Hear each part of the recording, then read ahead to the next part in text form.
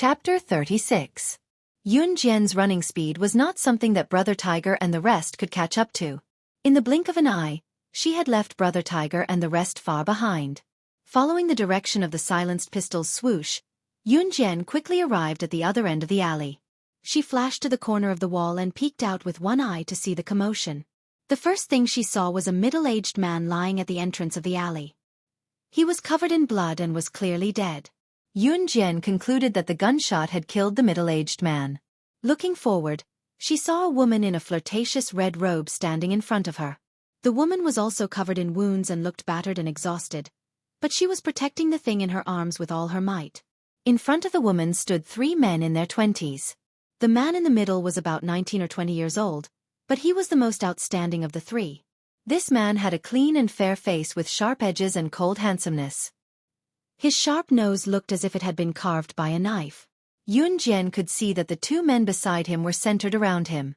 It was not an exaggeration to use the word handsome to describe this man. It was also Yun Jian's first time seeing a man who could perfectly combine handsomeness and beauty. She could not help but take a few more glances at him. "Enchantress, hand over the thing in your arms or we'll kill you right now." The other man standing beside the handsome man shouted at the woman in the flirtatious red robe after receiving the handsome man's silent approval. Yun Jian suddenly raised her brows when she heard the woman in the flirtatious red robe address her. Enchantress, this name was not unfamiliar to her. Enchantress was the 10th special agent on the special agent ranking. It was said that this person liked wearing flirtatious red robes all year round. She was enchanting and lustful. She did not expect to meet her in a small place like Xinjiang town. Before Yun Jian could think further, the woman with the code name Enchantress laughed out loud. She looked at the 3 men and said in a cruel voice, "Dream on! It wasn't easy for this old lady to obtain this thing, so how could I just give it to you like this? Young master, this damned bitch doesn't know what's good for her. Why don't we kill her and snatch her things?" Another man beside the handsome man who looked more irritable licked his lips and asked. Of course, the decision-making power was still in the hands of the handsome man who was called the young master. This handsome man was not as old as the other 2, but his eyes were deep. Even Yun Jian could not tell what he was thinking at this moment. "Kill." Pursing his lips, the handsome man spat out a single word. His magnetic voice carried a trace of ruthlessness. Not long after she finished speaking, she suddenly felt a change. The 3 men present, including the ever-vigilant Enchantress, all sensed something. They all looked behind the wall where Yun Jian was hiding. Yun Jian's level of concealment was enough to follow these people without being discovered, but the people present all looked at her. It wasn't that her whereabouts had been exposed, but... Chase them! Chase them! That shameless little bitch Yun Jian can't have gotten far. Yun Jian's eyes dimmed when she heard Mu Xiang's shrill voice coming from behind her from afar. After hearing that voice, Yun Jian did not plan to continue hiding her whereabouts. She stepped out from behind the wall, but the people present were stunned. When did someone hide here without them noticing? The handsome man narrowed his almond-shaped eyes. His sharp gaze coincidentally met with Yun Jian's. "Yun Jian, let's see where you can run to now." Die, die, die. You're dead." At this moment, Mu Xiang, Brother Hu, and the rest arrived. Chapter 37. Mu Xiang was so shocked that she fell to the ground. She was trembling all over as she screamed in fear, "Dead, dead, dead, dead." She was just an ordinary junior high school student. She had never seen a dead person before. Moreover, it was a dead person lying in a pool of blood. It was a gruesome death. At that moment, Mu Xiang completely forgot that she wanted to teach Yun Jian a lesson. All that was left in her was horror and fear. "Noisy." The handsome man frowned slightly as he spat out 2 words. His starry eyes glanced at Mu Xiang impatiently and stopped on Yun Jian. He smiled faintly. Was this girl not afraid? Interesting. While the handsome man was sizing her up, Yun Jian was sizing him up as well. However, her gaze lingered more on the Enchantress. In her past life, she was the top secret agent, slaying God, while the Enchantress was ranked 10th. However, the top 10 secret agents were definitely not ordinary people. This man was able to chase the Enchantress all the way here and make the cunning Enchantress look so pathetic. It was obvious that he was not a simple character. While the handsome man was sizing up Yun Jian, he raised his hand slowly. A new model of Browning silencer appeared in his fair and slender hand. He was looking at Yunjian, but the muzzle of the gun was pointed at the enchantress. "You'll die if you refuse to give me what you want." A simple sentence came out of the handsome man's mouth. He pursed his lips, and his handsome face exuded an indescribable sense of power. Yunjian narrowed her eyes and stared at the enchantress. However, the enchantress's expression changed when she saw the handsome man pointing the gun at her. The enchantress's face turned pale instantly. She did not know where this handsome man in his late 20s came from. She only knew that he was from the world's most powerful firearms family, the Cold Pavilion. She did not know his exact identity. The Cold Pavilion was a firearms organization. Their firearms and equipment were comparable to the standards of a developed country. They were even more powerful than those secret agent assassin organizations. However, they kept a low profile and did not show off. In fact, the handsome man was indeed from the Cold Pavilion. He was the young master of the Cold Pavilion and the future successor. Her name was Ce. There was a reason why Little Temptress's face turned pale when she saw Ce raise her gun.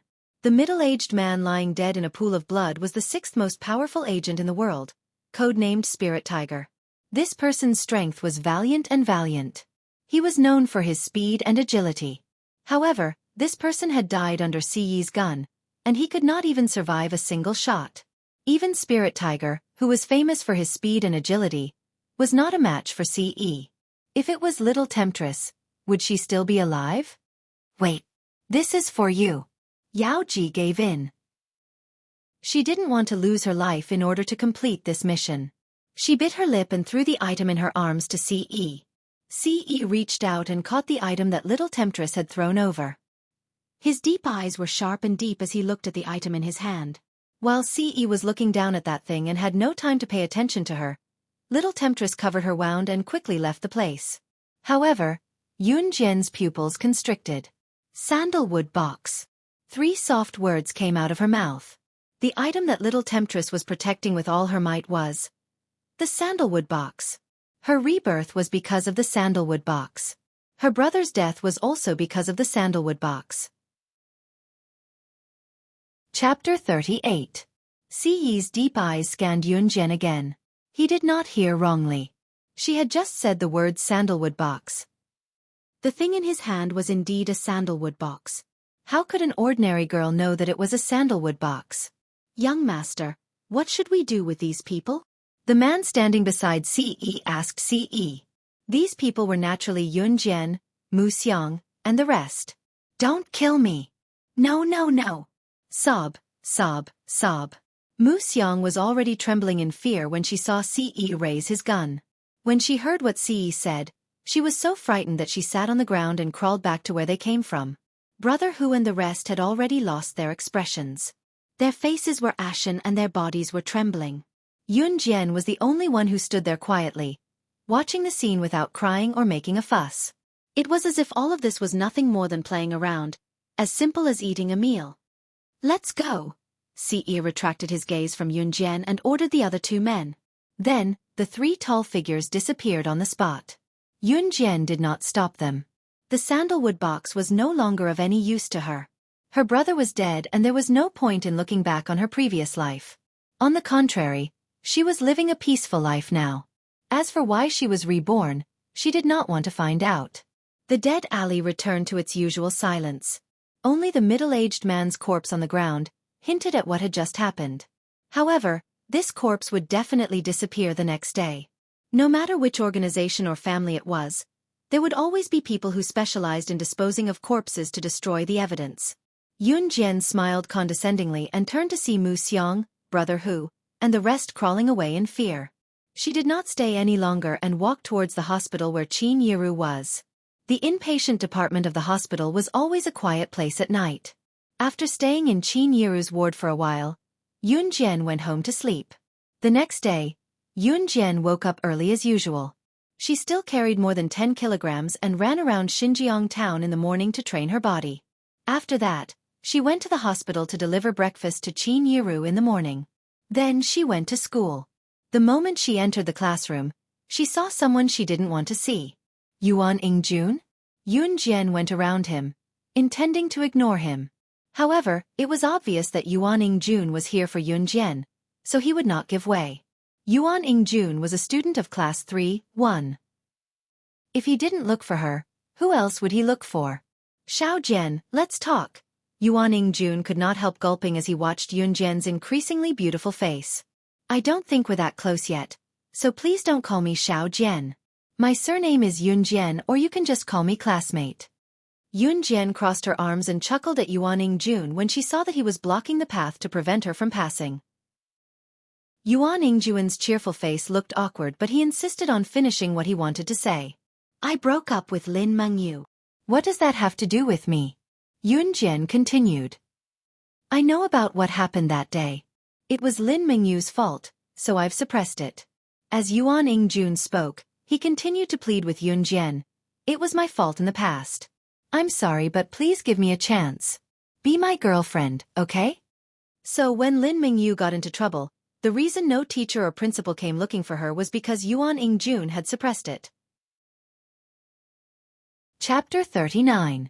In the morning, the self-study session had yet to begin, but there were already plenty of students who had arrived. It was no secret in school that Yuan Ingjun was interested in Yunjian. Once they heard that Yuan Ingjun had broken up with Lin Mengyu, however, some of the gossipy students in class began bragging. At the same time, the most interesting thing was that Yuan Ingjun wanted Yunjian to be his girlfriend right after breaking up with Lin Mengyu. Everyone was just curious to see Yunjian's reaction. Yuan Ingjun was Xinjiang Town Junior High School's school hunk. He was handsome and came from a decent family background. At the very least, there were plenty of girls lining up to be Yuan Ingjun's girlfriend in Xinjiang Town. Thus, everyone thought that Yunjian would not reject him, would she? Are you done? Just when everyone thought that Yunjian should agree to be with Yuan Ingjun, Yunjian spoke as promised but with a hint of impatience.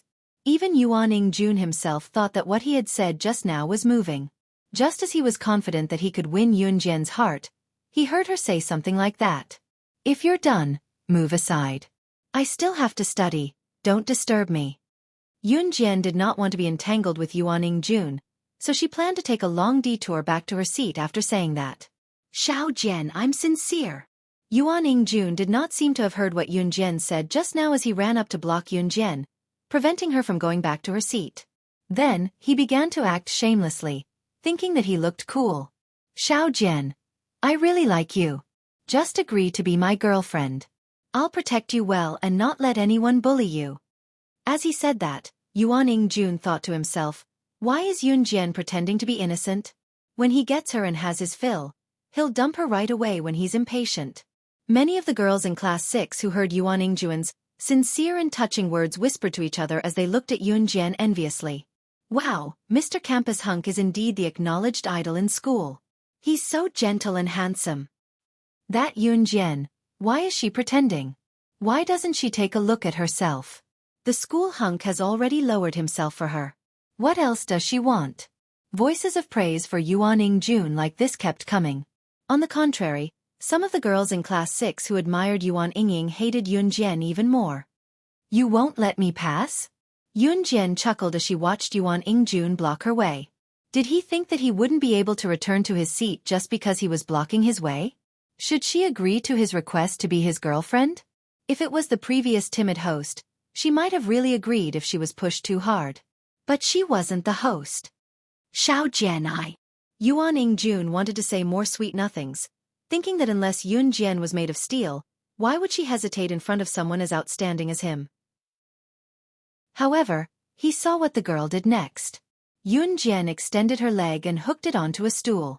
There was a half-smile on her lips that sent chills down everyone's spine.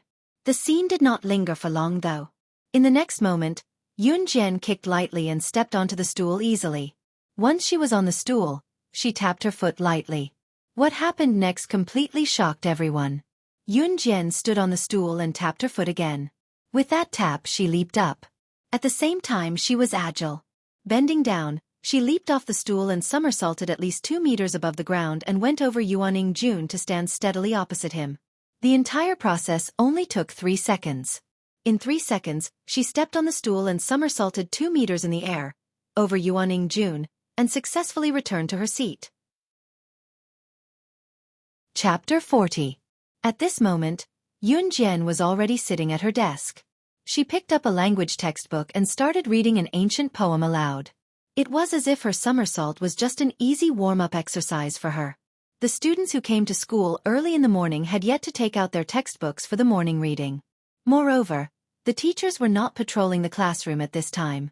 Most of the students who woke up early in the morning wanted to slack off. As a result, Yun Jian's light and melodious recitation became a voice that stood out in the classroom. Yuan Ingjun stood in place. His handsome face slowly darkened and his expression turned ugly. He came today because he was confident that he could win over Yun Jian.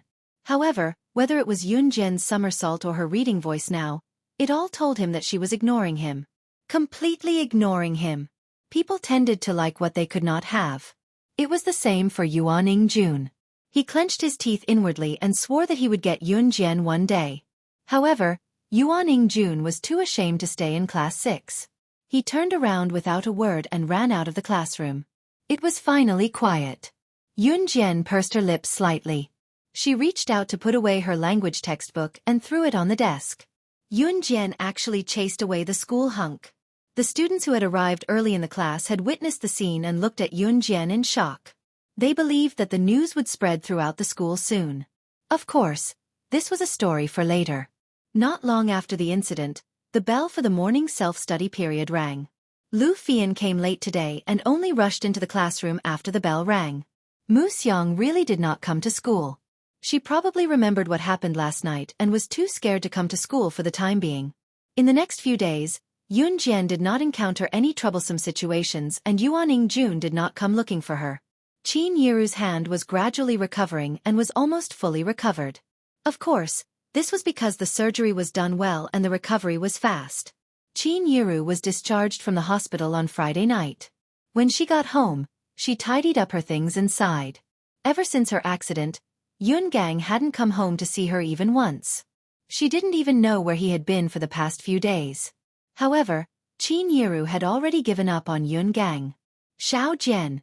It's Saturday tomorrow. Make a trip to Longmen City on my behalf and send a blanket to your brother.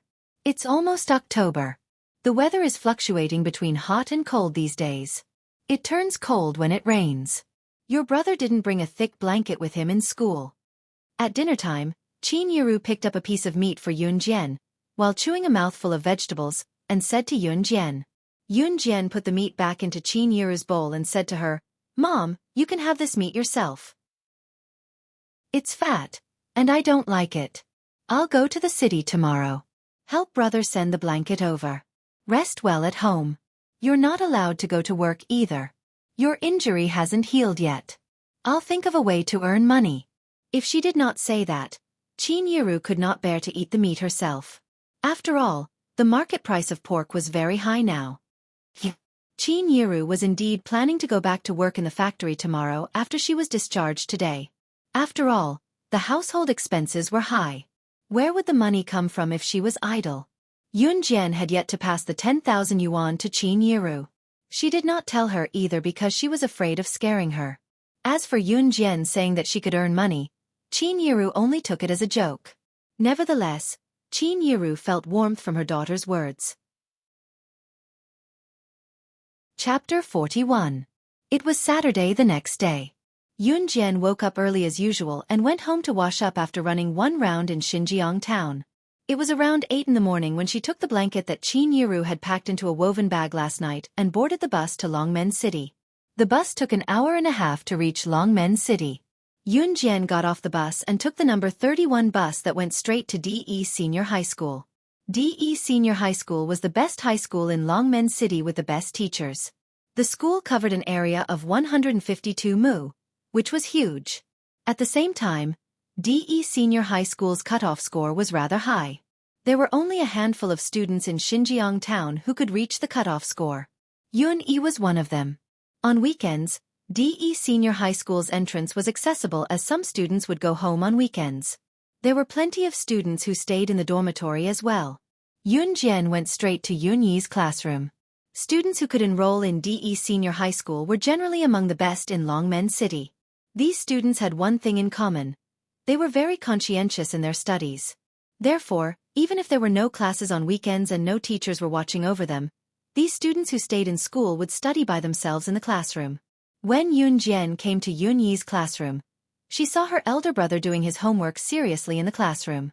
There were plenty of other students studying by themselves as well. Hey, look, there's a girl at the door. She's so pretty. Is she looking for someone in our class? There were a few boys who were playing cards out of boredom in the classroom. One of them who was sitting opposite the door called out when he saw Yunjian. His shout made everyone in the classroom look up at Yunjian. When Yunyi looked up and saw her younger sister, she stood up in delight and walked out. Xiaojian, why are you here? Yunyi was obviously excited as she asked Yunjian in surprise. Go, Mom asked me to bring you a blanket. The cold air is coming soon. She's worried that you'll catch a cold, Yunjian said as she placed the heavy woven bag in front of her. Yunyi nodded and took the heavy woven bag from Yunjian as she asked, How's Mom's injury? Mom's been discharged from the hospital. She's recovering well, Yunjian answered Yunyi with a sweet smile. Yunyi's frown eased a little at her answer. Hey little beauty. Where did you come from? Teske, you're not Yunyi's little girlfriend, are you? Another boy who walked out of the classroom suddenly. He placed his hand on Yunjian's shoulder habitually and could not help teasing Yun. The boy's features were distinct and his looks were comparable to Yunyi's. Don't spout nonsense. This is my younger sister. Yunyi slapped the boy's hand off her shoulder and explained to him before turning to introduce the boy to Yunjian. He's Xueqi, my bro. He's never serious. Xiaojian, don't stoop to his level. Yunjian nodded and pressed her lips into a smile. This person was her brother's friend in school?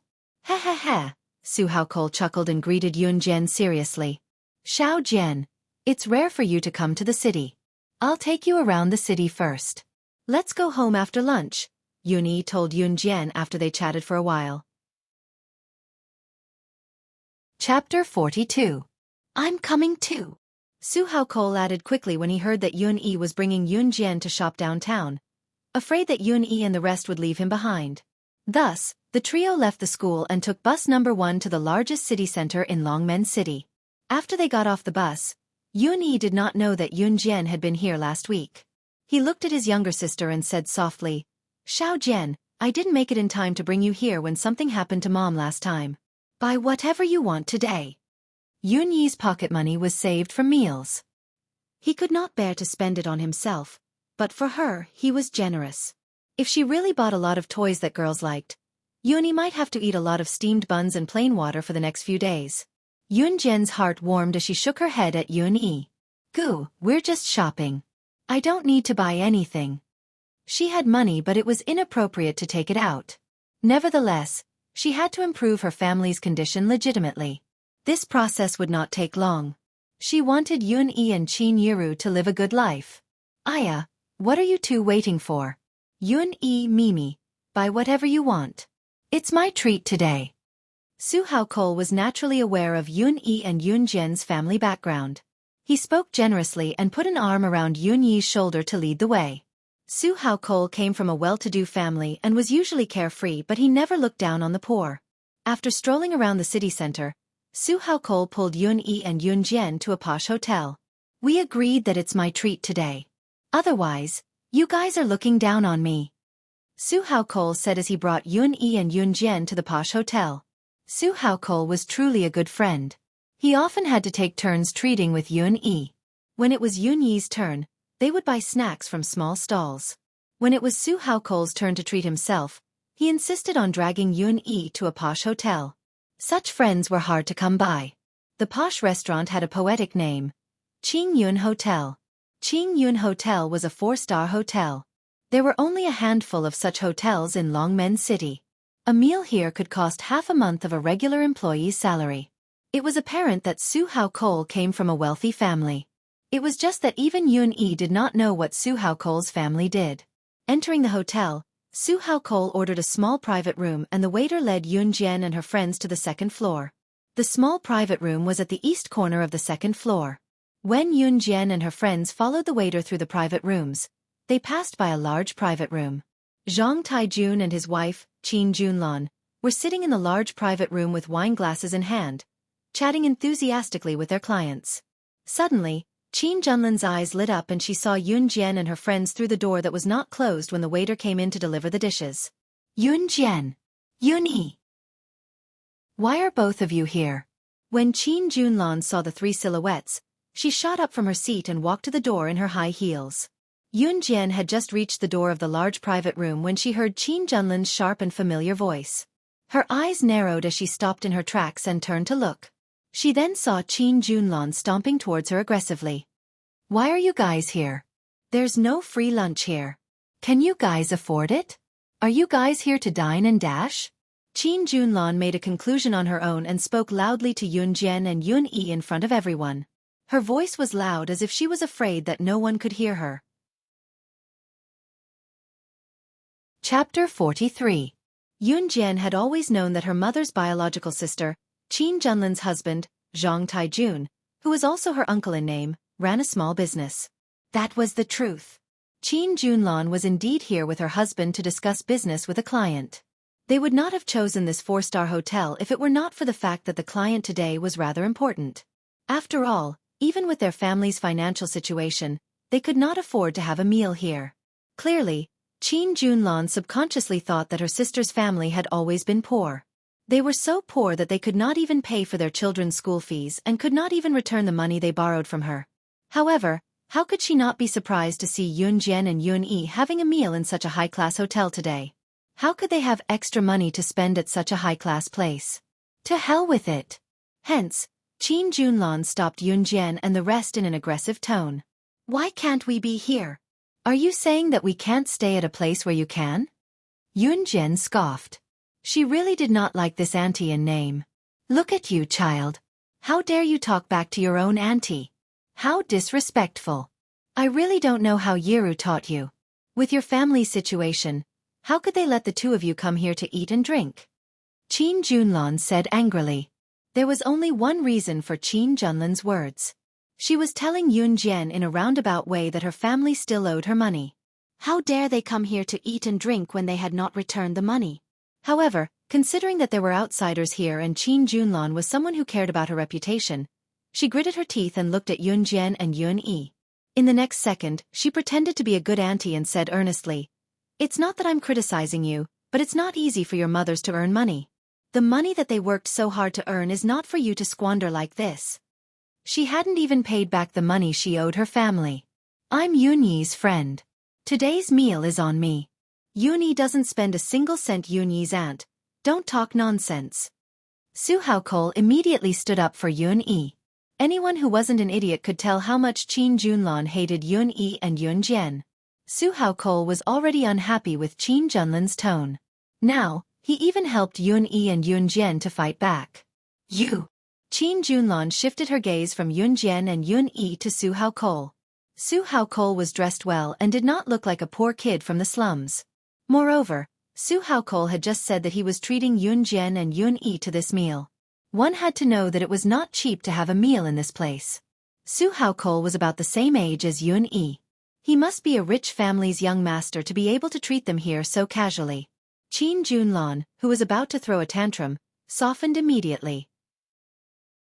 Considering that the young master from a rich family was Yun Yi's friend, her attitude changed immediately. Aya, Xiao Jian, Xiao Yi. I was just giving you a few words just now. After all, it's not easy for your mothers to earn money. You have to understand her. Qin Junlin's attitude toward Yun Jian and Yun Yi changed from being tough to being submissive. If Yun Yi were to become friends with some rich young master, he would have a bright future ahead of him. Perhaps, as an aunt, she could even benefit from it. Chapter 44. We don't need outsiders to poke their noses into our family matters. I will protect my mother, Yun Jian said, looking at Qin Junlan. The outsider who was pointing fingers and gossiping was, of course, Qin Junlan. Qin Junlan heard Yun Jian scolding her for being a busybody. She wanted to throw a tantrum, but she held it in because of her previous concerns. However, she felt indignant. Qin Junlan wanted to say something more. At this moment, Yun Jian suddenly felt the change in the atmosphere. TSK. TSK. Yun Jian heard two soft sounds that were undetectable by normal people. As a secret agent in her previous life, Yun Jian was the only survivor who survived by stepping on countless bodies. She killed all the children who were captured to be trained by the organization and survived. At that time, she was in the organization. If she was not careful, she would be killed by her companions. If she wanted to live, she had to kill her companions and friends. She had no other choice. Therefore, Yun Jian, who survived in that environment, was very sensitive to such soft sounds that normal people would not be able to detect. Silenced bullets. There were snipers lying in ambush. Yun Jian, Yun Yi, and Su Haokol were standing at the door of the private room, right in the middle of the corridor. The sound of the silenced bullets came from the open window in the private room. Without hesitation, Yun Jian suddenly stretched out her leg and gave Qin Junlan a hard kick. Qin Junlan was in so much pain that she fell to the ground before she could react. At the same time, Yun Jian's hands were not idle. She pulled Yun Yi to the ground with one hand and pushed Su Haokol to the ground with the other while she dodged to the side. The two silenced bullets slid past her cheeks, one in front and one behind. They hit the white wall behind her, leaving two large holes. Yun Jian, who had dodged the two silenced bullets, narrowed her eyes. Now that she had been reborn, she did not have any enemies, so the sniper's target was definitely not her. Judging from the direction of the sniper's shot, the person he really wanted to kill was him. Su Haokol. The three people who were pushed to the ground by Yun Jian had no idea what had just happened. The bullets fired from the silenced sniper rifle only made a slight noise. Those who weren't experts wouldn't be able to hear it at all. In other words, even if he was hit, he wouldn't even know how he died. Qin Junlan, who had been pushed by Yun Jian, stood up. She couldn't take it anymore. She thought that Yun Jian had pushed her on purpose to embarrass herself. She stood up and shouted at Yun Jian, "Yun Jian, what are you doing? How dare you hit your own aunt? How rude. Do you have any morals?" Yuni scratched her head and stood up, not knowing what was going on. She looked at her sister who had pushed her for no reason. Su Haokol seemed to have realized something. He had just stood up when he heard Yun Jian shouting at them, "There's a sniper ambush here. Hurry up and leave." Sniper? It wasn't the first time they had heard of this term. Sniper. Wasn't that the type of gunman that often appeared in movies? Hearing Yun Jian's words, Qin Junlan wanted to scream at her. Where did the sniper come from? Why would there be a sniper out of nowhere? You kids have watched too many movies, haven't you? Are you hallucinating? Nonsense. Qin Junlan paused at the last word. She couldn't say anything else. This was because there were two big holes in the white wall in front of Qin Junlan. Two bright bullets had pierced through the white wall and were stuck in the middle. If Yun Jian hadn't tripped Qin Junlan just now, the first bullet would have pierced through Qin Junlan's head. Ah! Qin Junlan suddenly realized this and screamed in fright. Her whole body started to tremble violently. Oh God, if that bullet had pierced through her head, would she still be alive? Yun Yi and Su Haokol also noticed the two bullets that had pierced through the white wall. Both of them looked at Yun Jian in disbelief. There really were snipers around. If Yun Jian hadn't reacted quickly and pushed them down, the consequences would have been unimaginable. But as her brother, Yun Yi knew very well what kind of person Yun Jian was. His sister actually. At this moment, they heard Yun Jian's anxious voice again.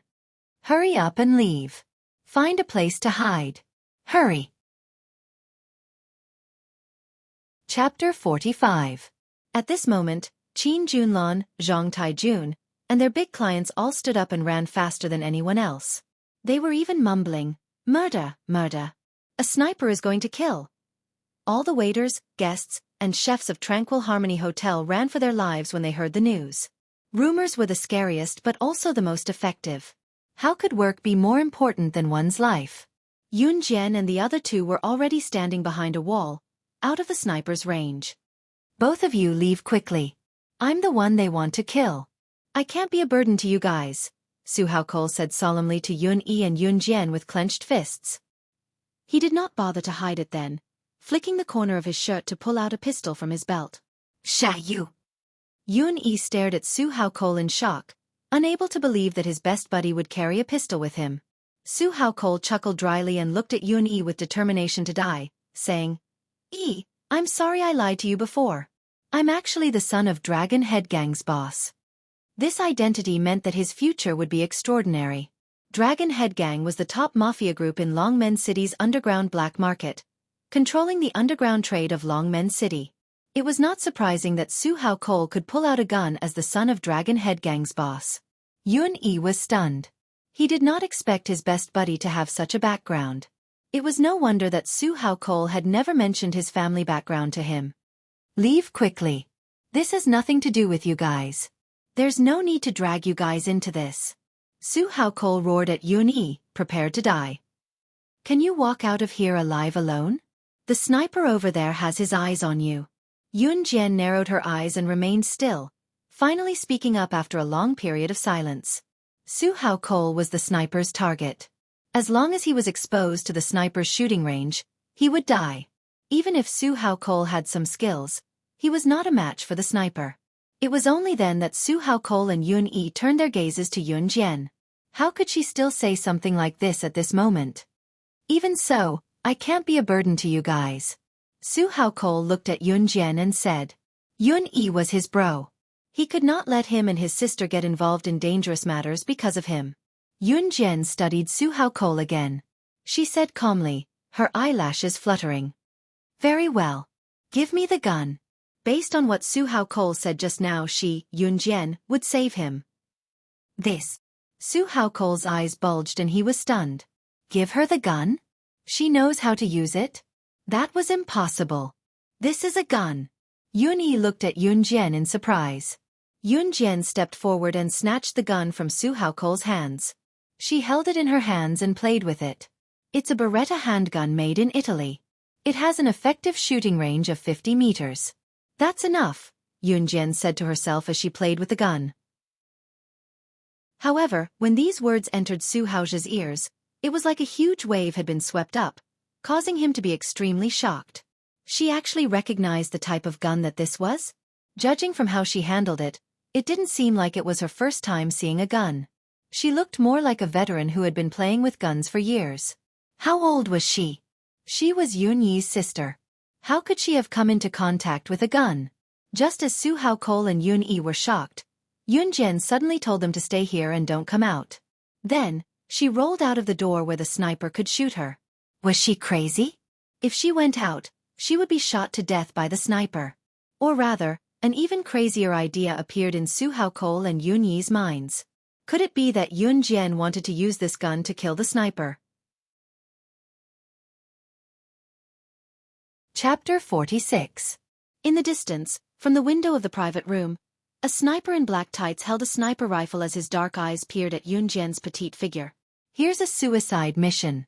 The sniper's pupils contracted before he chuckled and set up his sniper rifle, aiming at where Yun Jian was. TSS, TSS, TSS. 3 consecutive shots were fired at Yun Jian's location from a high vantage point. The speed of the bullets was indiscernible to the naked eye, but it was not a problem for Yun Jian. Xiao Jian. Yun Yi wanted to dash out to protect her younger sister without a second thought, but it was Su Hao Cole who pulled Yun Yi back in the end. Su Hao Cole wanted to step out as well. After all, he was the cause of all this. However, looking at Yun Jian's sharp and nimble movements, he hesitated when he recalled that it was Yun Jian who pulled them away from the sniper's first round of shooting. If Yun Jian was not capable, how could she be so sensitive to the bullets and pull them away from them? On the other hand, once he was exposed to the sniper, he would probably be shot to death before he could even put up a fight. If that happened, he and Yun Yi would become Yun Jian's burden if they went out. On the other hand, Yun Jian did not retreat against the 3 bullets. She rolled on the ground with her pistol and dodged the bullets before she stood up and continued to approach the window. Until she was completely exposed to the sniper. Theoretically, it would be easier for the sniper to kill her. Would that really be the outcome though? Was she not afraid of dying? Or was she completely confident? Su Hao Cole frowned. When Yun Yi saw the 3 bullets grazing past her younger sister Yun Jian again and burrowing 3 large holes in the ground, she was so worried that her heart almost stopped beating. What surprised him more, however, was that Xiao Jian had managed to evade the volley of bullets. This was a sniper's barrage of bullets. It wasn't child's play. F***CK. The sniper who was hiding in the best spot could not help cursing when he saw how Yun Jian dodged his strafing shot easily and stood at the spot where it was easiest for him to shoot her without regard for her life. This girl was not even 18 yet. Was she not? She had dodged his shot just now. More importantly, she dared to expose herself right in front of him. Was she implying that he could not kill her? Enraged, the sniper refocused and pulled the wrench with his index finger, ready to end Yun Jian. Swish! A gunshot that the sniper could not be more familiar with rang out. He looked up abruptly to see the girl standing by the window putting away her pistol and flashing him a sly smile. With a plop, the sniper collapsed to the ground in the next second, dead from a headshot. Yun Jian had only used one shot to kill the sniper in a second. Su Haozhe was standing in the dark, but he could clearly see what was going on here. He suppressed the fear in his heart, and his entire body trembled in shock. He had not seen wrongly just now. One shot. Yun Jian had killed the sniper from afar with a raise of her hand. Killing a sniper from high up in the air? That was inconceivable. Su Haozhe was sure that he had never heard of such a thing before. Bang! Headshot. Putting down her pistol, Yun Jian pressed her lips together as an eerie smirk spread across her face. There was no trace of the terror that one would feel after killing someone. On the contrary, Su Haozhe and Yun Yi actually saw a trace of naturalness in Yun Jian's expression, as if she was such a person to begin with. Yun Yi breathed a sigh of relief when she saw that Yun Jian was fine, but she frowned slightly. Chapter 47. Right now, Yun Yi was deeply suspicious of Yun Jian. Ever since he returned home the last time, Xiao Jian had been behaving strangely. In addition to the phone call he made in the restaurant in Xinjiang town, as well as the strange martial arts skills he displayed later on. If it were not for the fact that his younger sister still looked the same, he would have suspected that she was a different person. In spite of it, Yun Yi held it in and did not ask. He chose to believe in his younger sister. Even if there were any variables, Xiao Jian would tell him herself one day. Yun Jian noticed Yun Yi's change in mentality as well, but she did not point it out, choosing to skip the explanation as well. She was truly speechless, unable to explain it to Yun Yi. If she did not do anything just now, was she supposed to wait for her death? That was not her style. Yun Jian then turned to Su Haozhe and asked, Dragon Head Gang has taken care of the sniper's body, right? Yes. Su Haozhe was still in shock and quickly answered Yun Jian when he snapped back to reality. Yun Jian nodded with a small smile. But it looks like we won't be able to enjoy this delicacy now. Su Haozhe and Yun Yi were stunned again. What do you mean? Su Haozhe asked in bewilderment. Someone called the police. The police are here. They're downstairs, Yun Jian replied. How did you know? Su Haozhe exclaimed again. They did not hear anything from downstairs. Yun Jian was here too. How would she know what was going on downstairs? I'll listen. Yun Jian's lips curled into a beautiful smile before she continued. Follow me. We'll leave from the back door here. Then she led the way forward. Until they left the four-star hotel's back door, Su Haozhe and Yun Yi were still in a daze. Why is Yun Jian so familiar with the back door here? Su Haozhe was a regular here. Even he did not know where the back door of this hotel was. How did Yun Jian know the route so clearly? If Yun Jian knew what these two people were thinking, she would definitely laugh. The reason why her detection, anti-tracking, and concealment abilities were so powerful was because of her strong perception. For example, if she encountered an unexpected situation, how should she hide, escape, and counterattack? These were all necessary lessons for an agent. Therefore, from the moment she stepped into this hotel, she had already seen through everything around her. The three of them did not expect to encounter the situation just now, but in the end, Su Haozhe still insisted on treating them. After lunch, Yun Jian took the bus home in the afternoon. She had nothing to do in Longmen City anyway. Of course, there were some things that could not be rushed. For example, she had mentioned before that she wanted to start a business. When Yun Jian returned home at around 3:30 p.m., she saw Li Xiangyi standing at the door in a daze. Startled, Yun Jian went up to him. Wow, Yun Jian, you're finally home. I finally found your house, but I heard from your neighbor that your family isn't home. I've been waiting for you here for almost half an hour. Li Xiangyi could not help grumbling when he saw Yun Jian. No one was home? Qin Yiru was not home? Yun Jian was taken aback. Did she go to work at the textile factory with her injury? Why are you looking for me? Yun Jian looked at Li Xiangyi and asked curiously. Chapter 48. A welcome party? Yun Jian was stunned. Was it to welcome her into their basketball team? Yun Jian was stunned because it was the first time someone would hold such a welcome party to welcome her into a team. Hey, what's wrong? Li Xiangyi waved his hand to greet Yun Jian when he saw her lack of response. Go ahead. Yun Jian indicated that she was still listening. That's settled then. At 6 o'clock tonight, you can meet everyone at the bar in our town. Li Xiangyi chuckled and left after saying his goodbyes. Yun Jian nodded and moved her lips. After Li Xiangyi left, Yun Jian went home, but when she opened the door, Yun Jian frowned. The living room should have been neat and tidy, but when she opened the door, it looked like a burglar had ransacked the place. The trash in the trash can on the floor was all over the place, while the drawers and cabinets were all opened and rummaged through. From the living room to the kitchen and then to the bedroom, the mess was unbearable.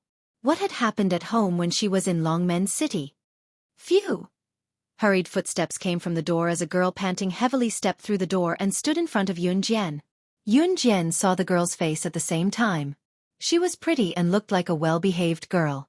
She was about 13 or 14 years old and was very petite. In her memory, the girl was her uncle's daughter, Yun Xiaoya.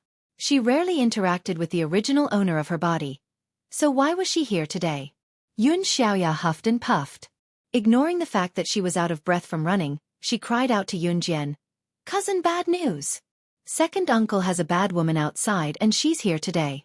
She's at the hall now and she's fighting with Auntie. Yun Xiaoya was Yun Jian's uncle's daughter, and the uncle she mentioned was Yun Jian's current father, Yun Gang. The auntie she mentioned was naturally Qin Yiru. Yun Jian's eyelid twitched. Had Qin Yiru not gone to work in the textile factory? This was not the point. The point was that Yun Gang had a mistress. As the father of 2 children, Yun Gang had run away after failing to repay the loan he borrowed from the loan shark some time ago and dumped all his debts to his family. He even had a mistress outside? More importantly, he had disappeared for a few days and the mistress had come to his house to beat up his mother? Yun Jian was enraged. She told Yun Xiaoya, let's go, and walked out of the house, running to the hall, without even closing the door. At the entrance to the people's hall, the townspeople crowded round the door of the great hall to watch the spectacle. In the middle of the doorway, a woman dressed rather fashionably grabbed Qin Yiru's hair with a pair of hands painted with thick nail polish, scolding and beating her. The surrounding people tried to pull this woman away, but this woman's strength was very strong, and they couldn't pull her away. Qin Yiru's scalp was almost torn off by the woman. Her hand was still recovering, and Qin Yiru was weak, so she was no match for the woman. She could only let her hair be pulled and pulled. Old woman. Old woman. Bah, you look like this. You must be blind. How dare you fight with me? The mistress pulled Qin Yiru's hair and spat out saliva. She looked very self-righteous. The onlookers shook their heads and sighed. This was what it meant to be a mistress. How could she be so self-righteous? When Yun Jian arrived, this was what she saw. The mistress was pulling Qin Yiru's hair and pulling Qin Yiru back and forth. A few people tried to stop the mistress, but they were pushed away. Yun Jian's rage surged to her head when she saw what happened. It was the first time she was so pissed. The scene was chaotic and out of control. Yun Jian's figure flashed and she arrived in front of the mistress. Everyone was shocked. Who was this girl who suddenly appeared? Before they could react, Yun Jian took a few steps forward. She arrived in front of the menacing mistress and flung her hand. Slap! A slap landed on the mistress's face. This slap was very strong. The mistress was forced to let go of Qin Yiru's hair. Her face was almost deformed by Yun Jian's slap. The mistress fell to the ground. Everyone was shocked. The mistress was very strong. She could still hold Qin Yiru's hair even when so many people tried to pull her away. In the end, this young girl who had appeared out of nowhere had sent him flying. Her face was almost deformed. Chapter 49. Ah! The mistress who was flung away shrieked and fell to the ground, unable to recover for a long time. Yun Jian went up to help Qin Yiru up from the ground, only to see huge teardrops falling from Qin Yiru's wrinkled face. Qin Yiru was motionless as Yun Jian helped her up, looking lost. Mom! Yun Jian called out softly, her heart aching. She did not know how to comfort someone, so she hugged her mother who was in despair and placed her hand on Qin Yiru's back to pat her a few times to comfort her. Yun Jian knew that to Qin Yiru, everything Yun Gang had done before was tolerable. The only thing she could not tolerate was Yun Gang having an affair with a woman. Otherwise, Qin Yiru would have divorced Yun Gang a long time ago and lived alone. The most important reason why Qin Yiru had persisted in not getting a divorce all these years was for the sake of her children. She did not want her children to be fatherless. No matter how much of a jerk Yun Gang was, he had never had an affair. This was also the reason why Qin Yiru had held herself back from getting a divorce and living with Yun Gang. The couple had lost all feelings for each other a long time ago. Their children were their only tie. Xiao Jian, mommy suffering. Qin Yiru stammered as she trembled. Mom, it's my turn to protect you from now on. Yun Jian patted Qin Yiru's back and said firmly. The people who were watching the show whispered to each other as more and more people gathered in front of the hall to watch the show. Xiao Jian. Sis Yiru.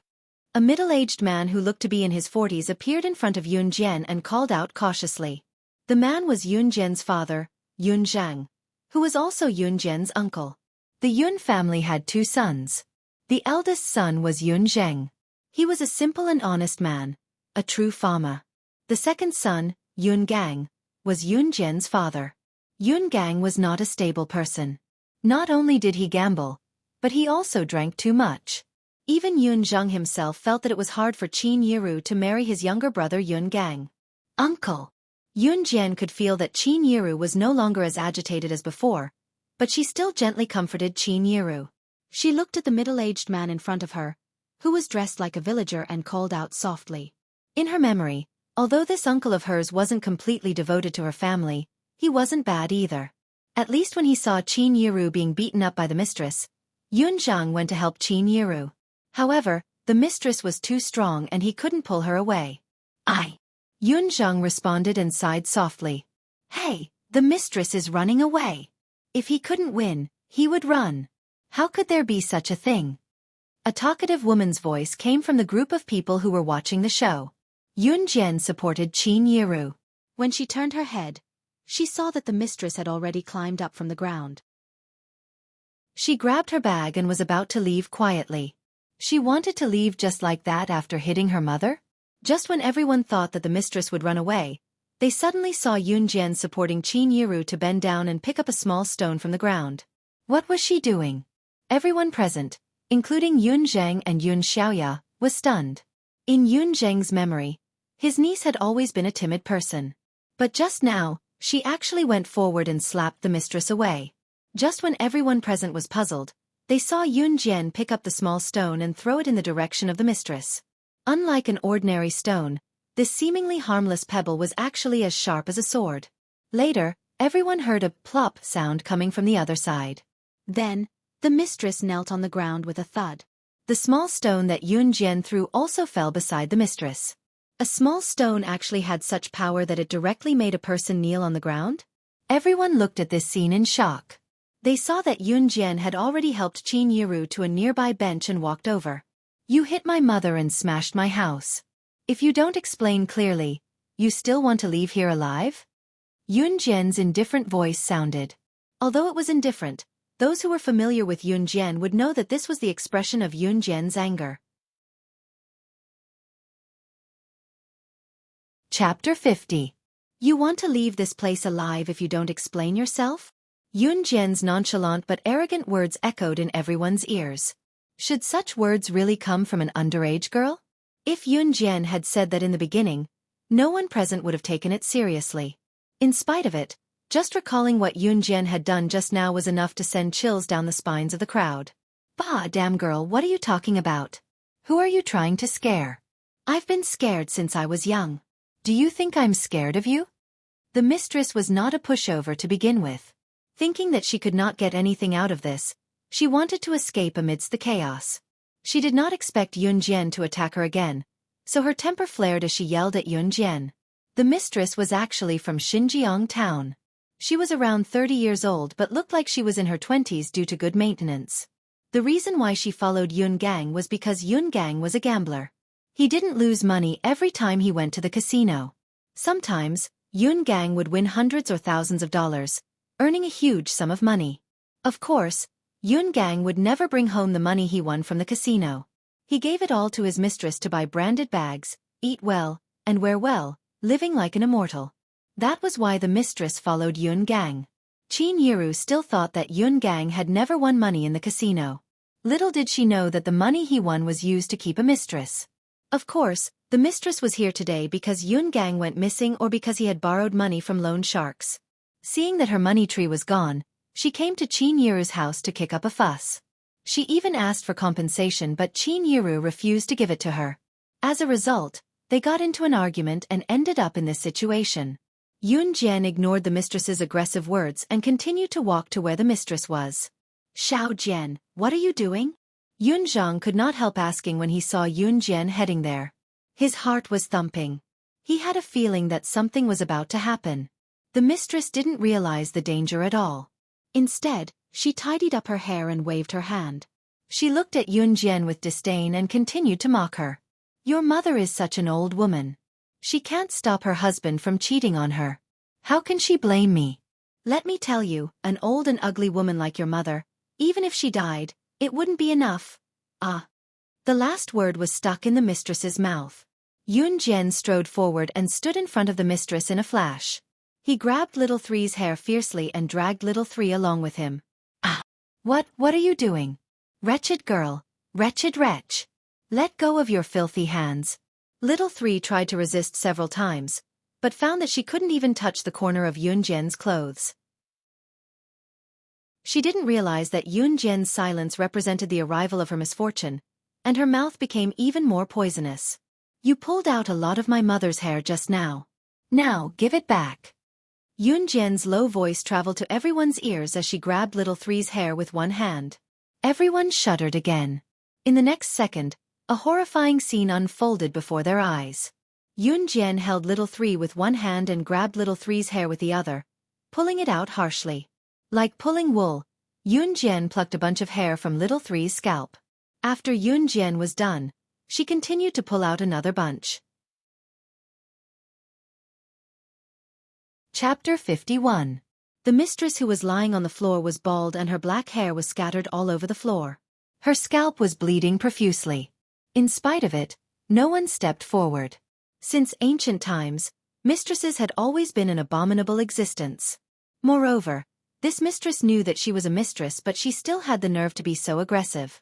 Other than Qin Yiru, who was still drowning in grief and did not notice Yun Jian's actions, everyone else looked at Yun Jian with goosebumps. Some of them even turned away, not daring to look at the gory scene. "From now on, this is the outcome of whoever dares to bully my mom." Yun Jian was terrifyingly silent as she spoke calmly and pointed at the unconscious mistress on the floor. "Also, if any one of you dares to spread rumors about what happened today, I guarantee that she'll never be able to open her mouth again. You can try if you don't believe me." Yun Jian's deep gaze scanned the people who were watching the show. Yun Gang had a mistress, and the mistress came to ask for money boldly and beat up the original wife.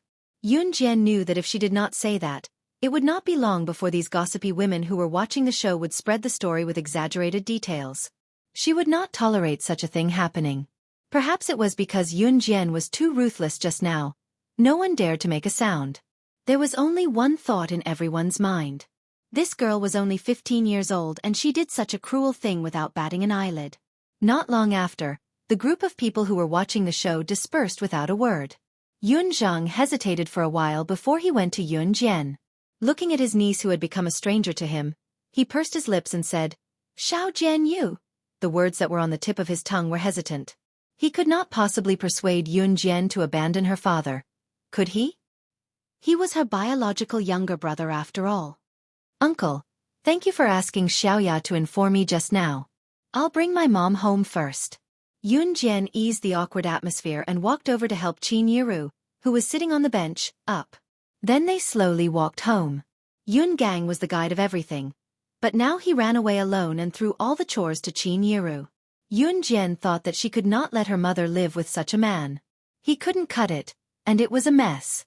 This matter should have been settled long ago. After returning home, Yun Jian helped Qin Yiru sit on the bench and poured a cup of hot water for her. Qin Yiru didn't say anything along the way, which made Yunjian's heart ache for a while. A few days ago, something happened to Qin Yiru. As Yun Gang's husband, no one knew where he went. Now, a mistress came to find him. He even owed a huge debt, yet he ran away without a trace. Although Yunjian had paid off the debt, a person like him was not worthy of being her father. At night, Yunjian made dinner for Qin Yiru and left at 5:50 p.m. sharp. She still remembered Li Xiangyi's invitation. In spite of it, she was worried about Qin Yiru's current state. "Mom, I'm going out for a while. Remember to eat dinner. Your body is yours. Don't make life difficult for yourself." Yunjian went to Qin Yiru and tucked a few strands of Qin Yiru's white hair behind her ear, telling her seriously, "Go, Xiaojian. I'm fine, I'm really fine." Qin Yiru opened her pale lips and forced the words out. To prevent Yunjian from worrying, she even forced a smile that was uglier than crying. Chapter 52. Xinjiang Town was considered a large town in the countryside of Longmen City. There were many towns in the countryside of Longmen City, but Xinjiang Town was one of the top ones among them. Among these towns, Xinjiang Town's new rock bar was the first of its kind in history. At the entrance of the rock bar, when Yunjian came out of her house, it was already 5:50 p.m. and her house was not far from the rock bar. So when he arrived, it was exactly 6 o'clock, not a minute later. "Hey, Yunjian, over here." Seeing Li Xiangyi waving at her from afar, Yunjian walked over. "You're on time." Wu Kuei looked at his watch and teased Yunjian. "I'm not late, 6 o'clock. Yunjian pressed her lips together lightly. All right. Li Xiangyi chuckled and pulled a tall and handsome boy over to introduce him to Yunjian. "Yunjian, this is our basketball team's captain, Wen Rue. Let's get to know each other." Wen Rue was the captain of the basketball team and had not appeared before. Wen Rue was a sunny boy just by looking at him. He was in the prime of his youth and looked radiant. "Hello." Wen Rue greeted first. Hello. I'm Yunjian." Yunjian did not beat around the bush. "Haha, everyone's here now. Why are we still standing at the entrance? Let's go in." Li Xiangyi pushed and shoved his way into the rock bar with a group of boys from the basketball team. "Let's go in too," Wen Rue said with an elegant smile. It was hard to imagine that such a sunny boy with a scholarly air would be the captain of the school's basketball team. However, the strange things Yunjian had seen paled in comparison to this. The group entered the bar. Like its name, the rock bar had a rock theme and the interior was decorated in European and American colors. There were not many people at the bar at this time, but there would still be some. After all, there were so many towns nearby, and Xinjiang Town was the only town with a bar. The people from other towns had to come here to relax. In order to welcome Yunjian to the basketball team, Li Xiangyi had already made arrangements and booked a private room. After the group entered the bar, the waiter led them to the private room. Just as they passed by the bar counter, a group of delinquents suddenly appeared and blocked the path of Yunjian and the others. One of the boys standing at the front, dressed like a rich playboy, looked at Wen Rue lazily and said with bad intentions, "Yo, Wen Rue, I heard that there's a new member in your basketball team? And it's a woman?" When Wen Rue saw this guy, his footsteps clearly paused. When enemies meet, their eyes blaze with hatred. Wen Rue also looked at the boy with hatred. He gritted his teeth and said, "Zhang Jun, don't mess things up. I don't want to argue with you guys today." The boy named Zhang Jun was from Dongjiang Town, a neighboring town to Xinjiang Town. At the same time, Zhang Jun was also in the 3rd year of junior high school in Dongjiang Town. Coincidentally, this Zhang Jun was the captain of Dongjiang Town's basketball team. A few days later, Xinjiang Town would be having a friendly basketball match with another school. They would be playing against Dongjiang Town's basketball team. Of course, there were not that many coincidences in the world. This Zhang Jun probably knew that they were holding a welcome party for Yunjian and purposely came here to join in the fun. "Ioyo, what are you talking about? Wen Rue, look at us. We just want to see the new member of your basketball team.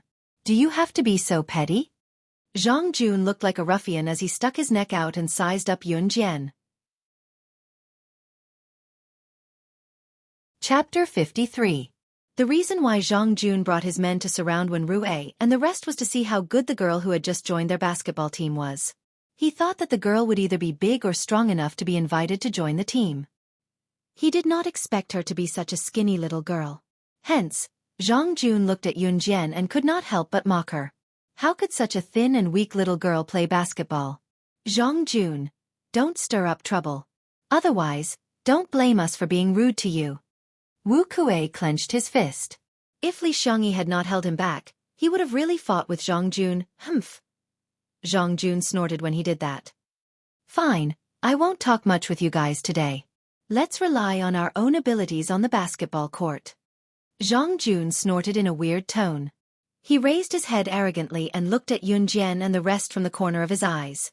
You said it yourself. Zhang, don't go back on your words. Wu Kuei clenched his fist when he heard that. Actually, Wen Rue, Wu Kuei, Li Xiangyi, and the rest could tell that Zhang Jun was looking down on Yun Jian.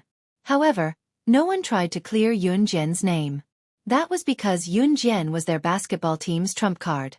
Of course, they had to wait until the crucial moment to reveal their trump card. Humph. Let Zhang Jun be cocky. He won't be able to be cocky for long. Brothers, let's go. Zhang Jun thought that with Yun Jian's burden, his team's chances of winning would be 90%. Hence, he said that to his men. The group turned around and walked out of the rock and roll bar proudly. Don't care about them. Rascal, let them be cocky for a few more days. Wu Kuei spat in the direction where Zhang Jun and the rest left and shouted. Yun Jian had not made a sound since just now, watching quietly with a smirk on her lips. The appearance of Zhang Jun and the rest did not seem to cause any dissatisfaction among the basketball team members. On the contrary, they were even more fired up. They had all seen Yun Jian's skills. Yun Jian looked thin and weak, but when she threw the ball, she threw it directly into the basketball hoop from a distance of 30 to 40 meters. This wasn't something that could be done by just anyone. Therefore, apart from the excitement of the basketball match, everyone was also looking forward to it. After entering the exclusive room of the rock bar, their ears finally quieted down. Yun Jian sat in the private room of the bar. Her sitting posture was lazy, but it revealed a breathtaking beauty. Although it was held to welcome Yun Jian into the basketball team, it was just a simple gathering for everyone to sit down and catch up. In order to liven up the atmosphere, Wen Rue even asked for a few bottles of higher-grade wine from the waiter. He was very considerate and thought that girls probably wouldn't drink, so he asked for a big bottle of orange juice for Yun Jian. The waiter quickly brought it over. Wen Rue placed the orange juice in front of Yun Jian and said, "You're a girl. Drink this." Yun Jian did not reach out to take the bottle of orange juice. She looked at Wen Rue and smiled. Since it's for fun, how can I spoil everyone's fun? I can drink wine. Moreover, she had the constitution of not getting drunk even after 1,000 cups. Wen Rue was stunned. He thought that most girls did not know how to drink, or that they would get drunk after drinking, so he asked for juice for Yun Jian. He did not expect Yun Jian to drink. Since Yun Jian said so, he did not hesitate and poured a glass for Yun Jian. Everyone saw Yun Jian put the glass to her nose and tasted it carefully. She said softly, 1992 Lafite red wine. Then, she drank the wine in the glass and pursed her lips. It tastes good. Everyone present was stunned. Even the waiter who was standing at the side was stunned. This was indeed a 1992 Lafite red wine. Chapter 54. Although they were surprised, they didn't stop. They all picked up their wine glasses and started drinking. A few of the boys' faces were flushed red after 1 or 2 glasses of wine. They were delirious and seemed to be a little drunk. On the other hand, Wen Rue, who had a refined and scholarly appearance, was quite capable when it came to drinking. After drinking a few glasses of wine, he turned to look at Yun Jian, who had also drunk a few glasses of wine. However, he saw that Yun Jian's face wasn't red, her heart wasn't racing, and there wasn't even the slightest change in her expression. It was as if what she had just drunk wasn't wine but plain water. Needless to say, Wen Rue's alcohol tolerance was good. This was something that everyone knew. However, even so, after a few glasses of wine, he already felt a little uncomfortable. His face was even a little flushed. However, Yun Jian actually acted as if nothing had happened. Could it be that she wasn't drunk even after 1,000 glasses? In reality, Yunjian was indeed not drunk even after 1,000 glasses. Come, come, come. Drink. In the end, the boys pushed and shoved each other. A few of them were drunk. Li Xiangyi had long lost consciousness. Wen Rue and Wu Kue were still all right. Of course, Yunjian was in the best condition. You guys can't even compare to a girl. Get up, drink. Let's not go home until we're drunk. Wu Kue seemed especially agitated.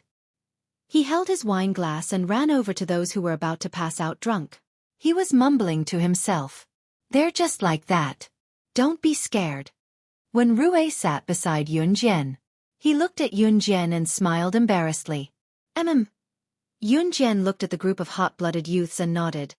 This is very good. It was very good to have this kind of youth. Because she was worried that Qin Yiru would be alone at home, Yunjian left early in the morning. This gathering was held to welcome Yunjian into the basketball team. Now that the main character had left, everyone naturally dispersed. Hence, the boys who weren't drunk helped those who were unconscious back to their respective homes. It was 7:30 p.m. When Yunjian returned home. Qin Yiru had already gone to bed early.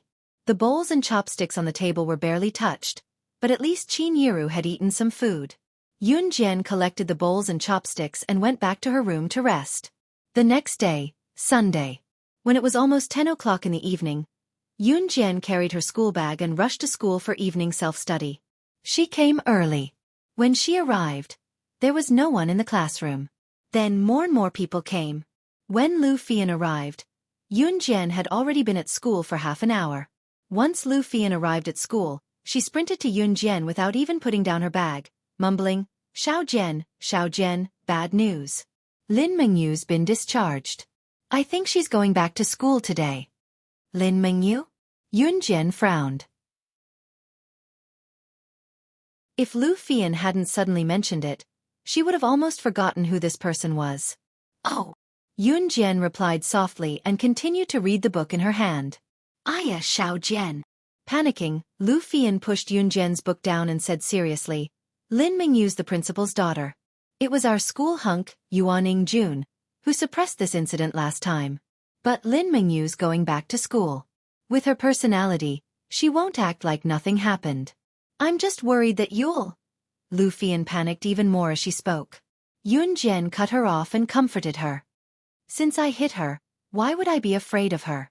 Lu Fian was genuinely concerned about her. Yunjian knew that. Chapter 55. She's here so soon? Yunjian narrowed her eyes. Lu Fian, on the other hand, was startled and tugged on Yunjian's sleeve tightly. She was fine, but she was afraid that something would happen to Yunjian. Yunjian patted the back of Lu Fian's hand to comfort her before she tossed her books on the table and stood up. Where's the office? Yunjian asked with a glance at Wang Ruru. She had never been to the teacher's office since she was reborn. Pfft, Yunjian, have you lost your mind? Or are you scared? You're so scared that you forgot where the office is? There, it's over there. Go on. Wang Ruru smirked and gave Yunjian a disdainful glance before pointing in a direction.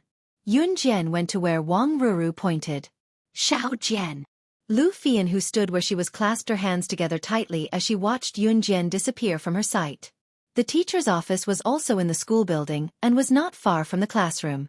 After Yunjian left the classroom, she found the office and strode in gracefully. The layout of the office was not complicated and there were many teachers working at their desks. Yunjian's homeroom teacher was Ms. Jean. She found Ms. Jin's desk once she entered. The person sitting at Ms. Jin's desk was not Ms. Jean herself but Lin Mengyu, who had just been discharged from the hospital. Beside Lin Mengyu stood a bald middle-aged man in his 50s. Yunjian had seen this middle-aged man on Monday when the national flag was raised. As expected, he must be Lin Mengyu's father, Xinjiang Town Junior High School's principal. She's here. She's here. Watching Yunjian walk over, Lin Mengyu pointed a finger at her viciously, looking like she wanted to tear Yunjian into pieces. Lin Mengyu hated Yunjian as much as she loved Yuaning Jun. She had been recuperating in the hospital for the past few days. Due to the bone fracture in her abdomen, it took a lot of effort just to set the bone. Moreover, During the time she was hospitalized, Jun actually broke up with her. All of this was because of Yun Jian. If it wasn't for her, how could she have ended up like this? Is this Yun Jian from your class? Principal Lin stuck out his fat beer belly. When he saw Yun Jian, the murderer who made his daughter suffer for a long time, he spoke to Teacher Jean fiercely. Principal Lin, I think there must be some misunderstanding. I've taught Yun Jian since she was in her first year of junior high school. She's a good student. She wouldn't do something like that to your daughter. Can you give her another chance? Teacher Jean knew Yun Jian's character, so she didn't directly criticize Yun Jian just because she wanted to flatter the principal. However, Principal Lin was here today to avenge his daughter, Lin Mingyu. He did not care about anything else. He pointed at Yun Jian and said aggressively to Teacher Jean, "Good student? Do good students know how to fight?" Just this point alone is already a serious violation of our school's rules, not to mention that she injured Mingyu. Principal Lin paused and ordered Teacher Jean in an absolute tone. Our school can't afford to have a student like this. Today, I want you to make this girl pack up and leave. Make her withdraw from the school for me.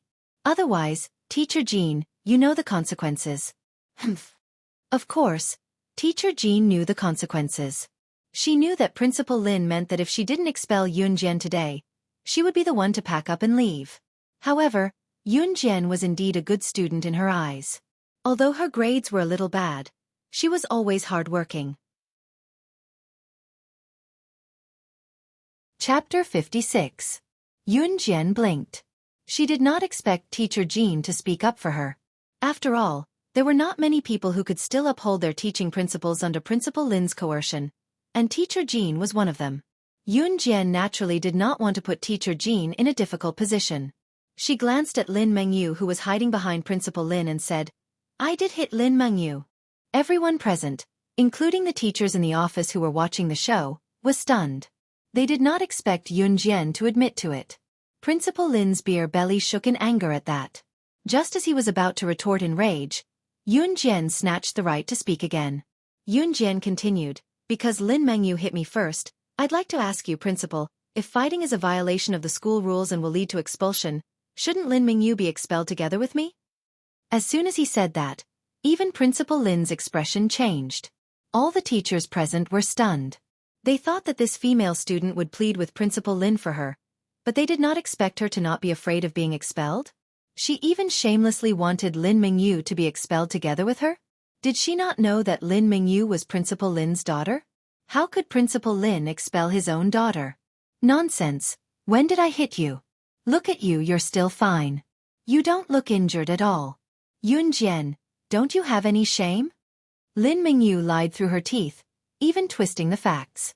Principal Lin was naturally on his daughter's side. He immediately said, "Mengyu is a kind person. How could she hit you? How could she do something as ungentlemanly as fighting? I think you're the one who's pestering me endlessly.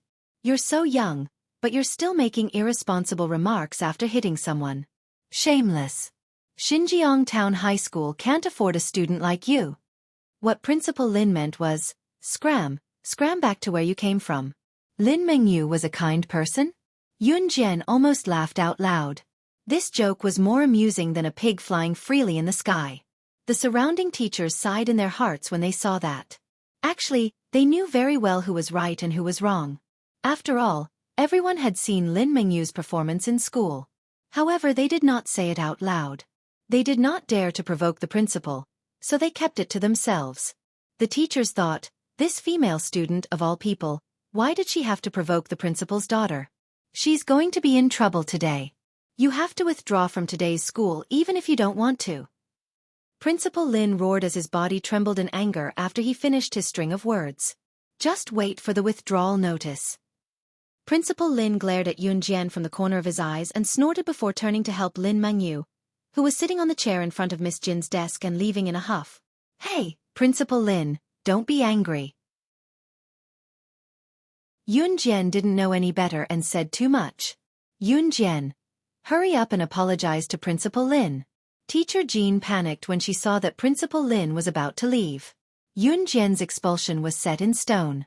She quickly pulled Yun Jian aside and asked her to apologize to Principal Lin. She wanted to appease Principal Lin's anger first. Tugged by Miss Jean, Yun Jian went to stand with her. Just as all the teachers in the office, including Principal Lin and Teacher Jean, thought that Yun Jian knew her mistake and would tactfully beg for forgiveness or apologize, Principal Lin stood before Principal Lin. Yun Jian stood in front of Principal Lin and said, 156 Bibo Road, 2nd floor, room 202, Xinjiang Town. What was that? A huge question mark floated above everyone's head when they heard Yun Jian's words. In spite of it, Principal Lin was the only one who shuddered when he heard her. Wasn't that the address of his old flame's house? Chapter 57.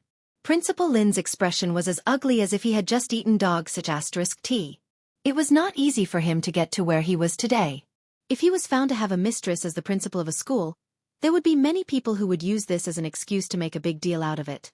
If the higher-ups found out about this, he would lose his position as principal. Moreover, his wife was not someone to be trifled with. If this got out, he would lose all his face. Principal Lin raised his head to look at Yun Jian, only to see the girl looking at him with a smile. There was a strong sense of threat in her eyes. Dad, let's not bother about Yun Jian. She always likes to say weird things for no reason. Let's just get her out of here, humph. Lin Mengyu thought that Yun Jian's brain had been flooded with water when she heard what she said just now, so she urged Principal Lin. Lin Mengyu thought that her father, who had always been protective of her, would scold Yun Jian loudly.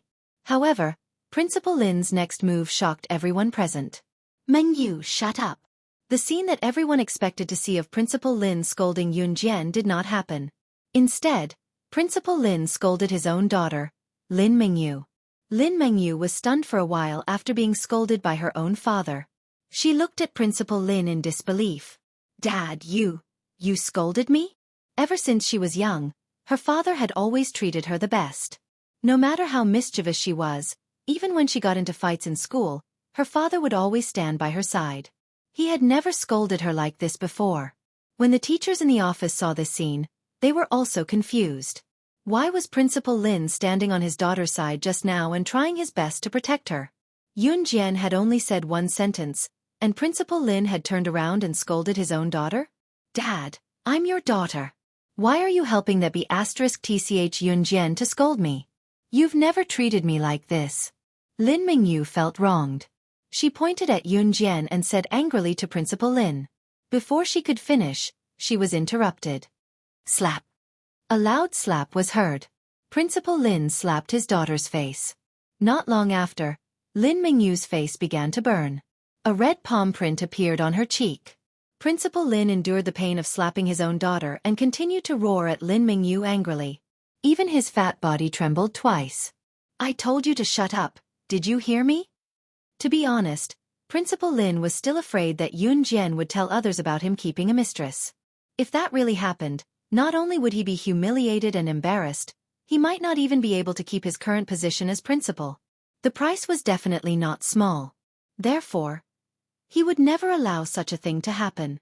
Yun Jian crossed her arms and watched the series of events unfold in front of her. She had long expected that something like this would happen, so when she was surfing the internet at the internet cafe last time, she specially looked for the Global Secret Service intelligence station to search for Principal Lin's personal information. In the end, she found such an interesting thing. Ah! Yun Jian, it's all your fault. It's all your fault. I'll kill you. I'll kill you. Lin Mengyu had never been humiliated like this before. Her father actually slapped her. Ever since she was young, no one had ever treated her like this. And all of this was because of Yun Jian. Not long ago, Yuan Yingjun broke up with her because of Yun Jian as well. Lin Mengyu was blinded by anger and hatred. She grabbed the black pen on the desk closest to her and rushed towards Yun Jian. The black pen was pointed downwards. Lin Mengyu held the pen and wanted to viciously stab Yun Jian. Everyone present sucked in a deep breath when they saw this. Lin Mengyu was going to stab Yun Jian with the pen. She was going to kill her. Ah! A few female teachers in the office had already turned their heads away, not daring to watch what was going to happen next. Only a few braver ones were still watching, but their hearts were at their highest point. Just as Lin Mengyu was about to viciously stab Yun Jian with the pen, Yun Jian raised her leg slightly and in the next second, she suddenly stretched out her leg. That leg viciously kicked Lin Mingyu's abdomen. The old injury reignited. Lin Mingyu screamed and flew a few meters away from the kick. Yun Jian retracted her leg and curled it into a cold arc. Chapter 58. All the teachers, including Principal Lin, who had never seen such a shocking scene, stared at Yun Jian in shock. Yun Jian was too ruthless. If not for Yun Jian's quick, accurate, and ruthless moves, who knew what would have happened? Mingyu, my daughter. Principal Lin loved his daughter the most. Seeing that Yun Jian had sent her flying with a kick, he did not dare to say anything. He could only shout and rush forward to help her up. Principal Lin was the most terrified at this moment. How did his daughter offend Yun Jian? Didn't they say that Yun Jian was just a child from a poor family? Not only did he know about her secrets, but his skills were even better than those of the special forces in the army. After helping Lin Mingyu up, Principal Lin fled the scene. He did not dare to stay here any longer. Firstly, his daughter was going to have a conflict with Yun Jian again. He could not guarantee what Yun Jian would do next. His weakness was still in the other party's hands. At this moment, Principal Lin only wanted to roar. Yun Jian was not like what he knew before. She was just an ordinary student. She was not human. She was a demon. Seeing Principal Lin run away with his daughter, none of the teachers present dared to say anything. However, in his heart, he could no longer use the word surprised or shocked to describe it. Yun Jian was clearly at a disadvantage in this matter. But why was it that Principal Lin ran away with his tail between his legs instead of Yun Jian being kicked out? Wasn't this too unbelievable? Principal Lin's intention to expel Yun Jian naturally came to an end. Obviously, Yun Jian had something on Principal Lin. Unless he did not want to be a principal anymore or wanted to lose his reputation, he would not expel Yun Jian. Yun Jian attracted a lot of attention when she returned to the classroom. Everyone knew that Yun Jian had offended the principal's daughter, Lin Mingyu. Yun Jian was most likely called to the office because of this. How could Yun Jian continue to stay in school now that the principal was here personally? Just as Yun Jian stepped into the classroom, Lu Fian ran over to ask worriedly, "Xiao Jian, how is it? Are you okay?" Seeing Lu Fian's worried gaze on her, Yun Jian wanted to comfort her, but a shrill female voice snatched the right to speak. The Chinese class representative, Wang Ruru, spoke up before Yun Jian could. "When I went to the office to get my copybook just now, I saw our school's principal in the office. Class 1's Lin Mengyu was there too. Their expressions were somber too. How can they be okay?" As she spoke, Wang Ruru pretended to be concerned about Yun Jian and asked, "Oh my god, Yun Jian, you weren't expelled, were you? Class 1's Lin Mengyu is our principal's daughter. I heard that when she was in year 1, a girl accidentally spilled water on her and got expelled not long after." Her words caused quite a few students in the class to brag about it. A girl who accidentally spilled water on Lin Mengyu would be expelled from school. Yun Jian from their class had beaten Lin Mengyu up and sent her to the hospital. Did that not make things worse? Chapter 59. Wang Ruru was asking for a snub. Her original intention was to use Yun Jian's incident to boost her reputation in class, but Yun Jian ignored her completely, so she kept quiet. After the incident came to an end, Yun Jian lived a peaceful life for a while. Qin Yiru's hand had fully recovered and she insisted on going back to work in the textile factory. Yun Jian thought about it for a long time but did not take out the 10,000 yuan she withdrew from Longmen City the last time. It was definitely inappropriate for her to take out the money so hastily. She had no choice but to let Qin Yiru go back to work in the textile factory first. It was another sunny weekend. Yun Jian took the bus to Longmen City city center again. She did not plan to surf the net at the internet cafe this time, but went straight to the computer mall to buy a computer. Yun Jian realized that it was inconvenient for her to come to Longmen City time and time again to surf the net, so she planned to buy a computer at home. Of course, she could not let Qin Yiru find out if she kept the computer at home. Laptops were already on the market in 1998. They could be bought in big cities like Longmen City. Yun Jian planned to buy a laptop because it was convenient to carry around. The biggest market in Longmen City was called Lianmei Shopping Center. It was the biggest shopping mall in the city. One could come here to buy anything. If one could not buy what one wanted here, It would be impossible to buy it in the entire Longmen City. The computer mall was located on the 4th floor of Lianmei Shopping Center. Yun Jian walked to the 4th floor and saw a plaque above the door that read, Lianmei Computer Mall. She walked in with a small smile. There were very few people who bought computers in this era because it cost a lot to install one. Usually, only those who were worth millions would come here to buy a computer. Therefore, there was only a female attendant in the computer mall. The waitress was swatting flies with her hand out of boredom. When she heard someone coming in, she naturally knew that there was a customer. She quickly put on her signature smile, and before she looked up to see who it was, she said in her coquettish voice, "Welcome this." Just as he said this, he paused. The attendant thought that the customer would be a successful man in his 40s or 50s, or a middle-aged man dressed like a big boss. Who knew that it would be a teenage girl who came in? When the waitress saw Yun Jian coming in from the door, the anger that she had just puffed up deflated at once. How could a teenage girl have the money to buy a computer? She probably had not even touched a computer before. The computers here cost more than 10,000 yuan. Looking at Yun Jian's current attire, the attendant immediately thought that she was probably a pauper who came in for a look but could not afford a computer.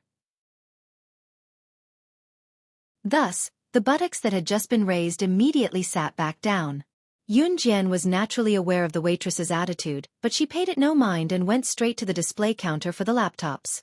Seeing that Yun Jian is to touch her, the attendant's hands, she could not sit still.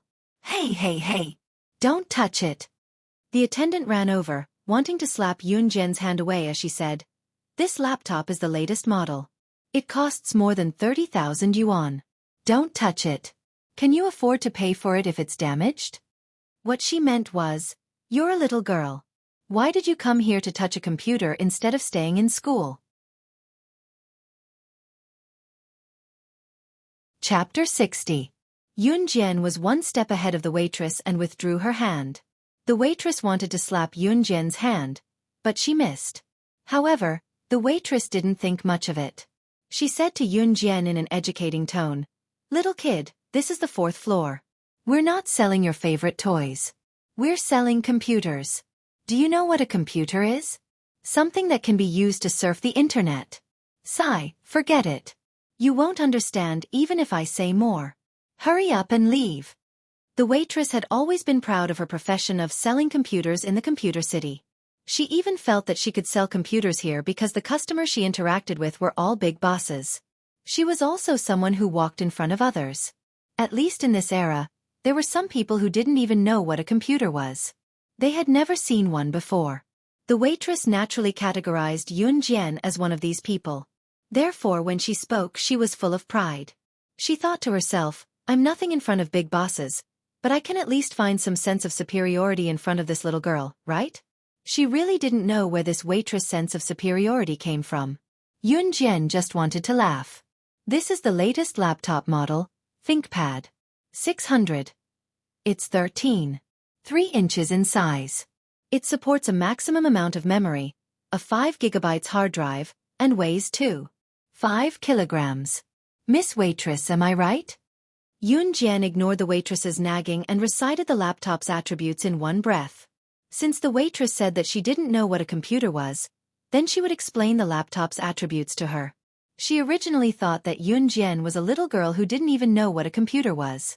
Who knew that Yun Jian could actually recite the laptop's attributes? The waitress widened her eyes. Why did she feel that her actions just now were like showing off her slight skill in front of an expert in front of Yun Jian? Moreover, the waitress didn't understand what Yun Jian said just now. She only knew how to sell computers. How would she know the attributes of a laptop? That's right. However, in order to save her face, the waitress still pretended to understand and agreed. "I'll take it. Put this laptop in." Yun Jian tapped the glass counter twice with her middle finger and index finger. Her other hand reached into her trouser pocket and took out the bank card with nearly 100 million US dollars. She threw it on the counter. The money was originally deposited in Qin Yiru's bank card, but Yun Jian later made a bank card for herself and transferred all the money to her own bank card. Therefore, this bank card belonged to Yun Jian. This. The waitress was dumbfounded once again. She originally thought that Yun Jian was a poor child who came here to wander around aimlessly. But who knew that she was really here to buy a computer? Moreover, It was a bank card? He just didn't know if there was really money in this bank card. The market price of this laptop is 31,999. The money in this card. Is it enough? Before the waitress could ask the last 3 words, Yunjian interrupted her again. The card doesn't have a password. After you swipe it, please return it to me immediately. Yunjian didn't want to argue with the waitress and said calmly. Being forced to this point, the waitress had no choice but to take the card and run to the counter. She wanted to see if this little girl could really take out 30,000 renminbi from her card. 30,000 renminbi wasn't a small amount. She worked here for a month and only earned 2 to 3,000 RMB a month. This monthly income was considered quite high in this era. The waitress came to the counter and wasn't in a hurry to swipe the 30,000 renminbi from the card. Perhaps it was out of curiosity, but she really wanted to see how much money this arrogant little girl had in her card. Because the card didn't have a password, the waitress first checked the remaining balance of the card. However, when the remaining balance of the card popped up, the waitress was so shocked that she almost dropped the card on the floor. The number that popped up from the card machine was 9997000. There were also 2 dazzling words behind it, USD. Chapter 61. There was close to $100 million in the card, which was equivalent to 600 million Chinese yuan. The waitress gripped the card with trembling hands, almost suffocating. God knew how shocked she was when she saw the number. What did it mean for a teenage girl to be able to fork out such a huge sum of money? This girl was definitely not an ordinary person. In Longmen City, anyone who had a net worth of more than $1 million was considered a tycoon. Usually, the waitresses would have to lower their heads and bow when they saw this kind of rich man with a net worth of millions. As for the girl, the waitress dared not let her imagination run wild. She quickly swiped the money for the laptop from the card and ran to where Yunjian was. When she passed the card back to Yunjian, the waitress's hands were trembling. Your card, please keep it safe. The waitress' attitude took a complete turn as she stammered and ran to wrap up the laptop Yunjian had bought. She almost lost such a huge deal because of her contempt. Fortunately, Yunjian did not seem to want to hold it against her. Yunjian was not angry at the waitress' change in attitude. Taking the bag with the laptop the waitress passed to her, Yunjian turned to leave. Have a safe journey. The waitress bowed deeply but did not receive any response. After exiting the computer mall, Yunjian went to get an internet connection. It was not enough to buy a laptop without internet connection. It was already noon when she walked out of Lianmei shopping center. There was no one at home. Qin Yiru had gone to work and would only be home at night. Yunjian had her lunch at a noodle restaurant in Longmen City before taking the bus back to Xinjiang town. As soon as she got home, she installed the broadband cable and went back to her room. She turned on her laptop and quickly tapped on it with her fingers, opening a brand new web page. This web page was used by her in her past life to contact her subordinates. She did not log in at the internet cafe that day because it was difficult for her to surf the net in public. Yunjian logged into the web page using her previous life's codename, Slaying God. A small window popped up. It was a secret message from her subordinate, the Demoness. Shah, you're the one who stole the $100 million from the company, aren't you? You're short of money? The Demoness' secret letter was filled with disbelief. Slaying God was not short of money, but unfortunately, she was now Yunjian. Yunjian smiled and typed quickly on the keyboard, "Yes, I do." Click and send. As soon as he sent the message, the Demoness immediately replied. "Give me your bank account number, and I'll transfer a few billion to you." The witch's reply was relaxed and straightforward. A few billion was nothing in her eyes. "No need. We don't need it now," Yunjian replied. To be honest, the last thing she lacked in her previous life was money. A few $100 million was nothing to her. It was only after her rebirth that she realized that a few $100 million was an astronomical figure in the eyes of ordinary people. Most people would not even have such a huge sum of money in their lifetime.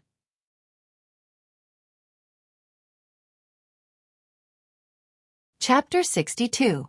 The weekend passed quickly, and it was back to school in the blink of an eye. It would be the basketball competition in a week's time, so Xueqi and the rest's basketball training was getting more frequent. Yun Jian did not join their basketball training. It was an exception for her. After all, Yun Jian's skills were there for all to see. No one would say no to her.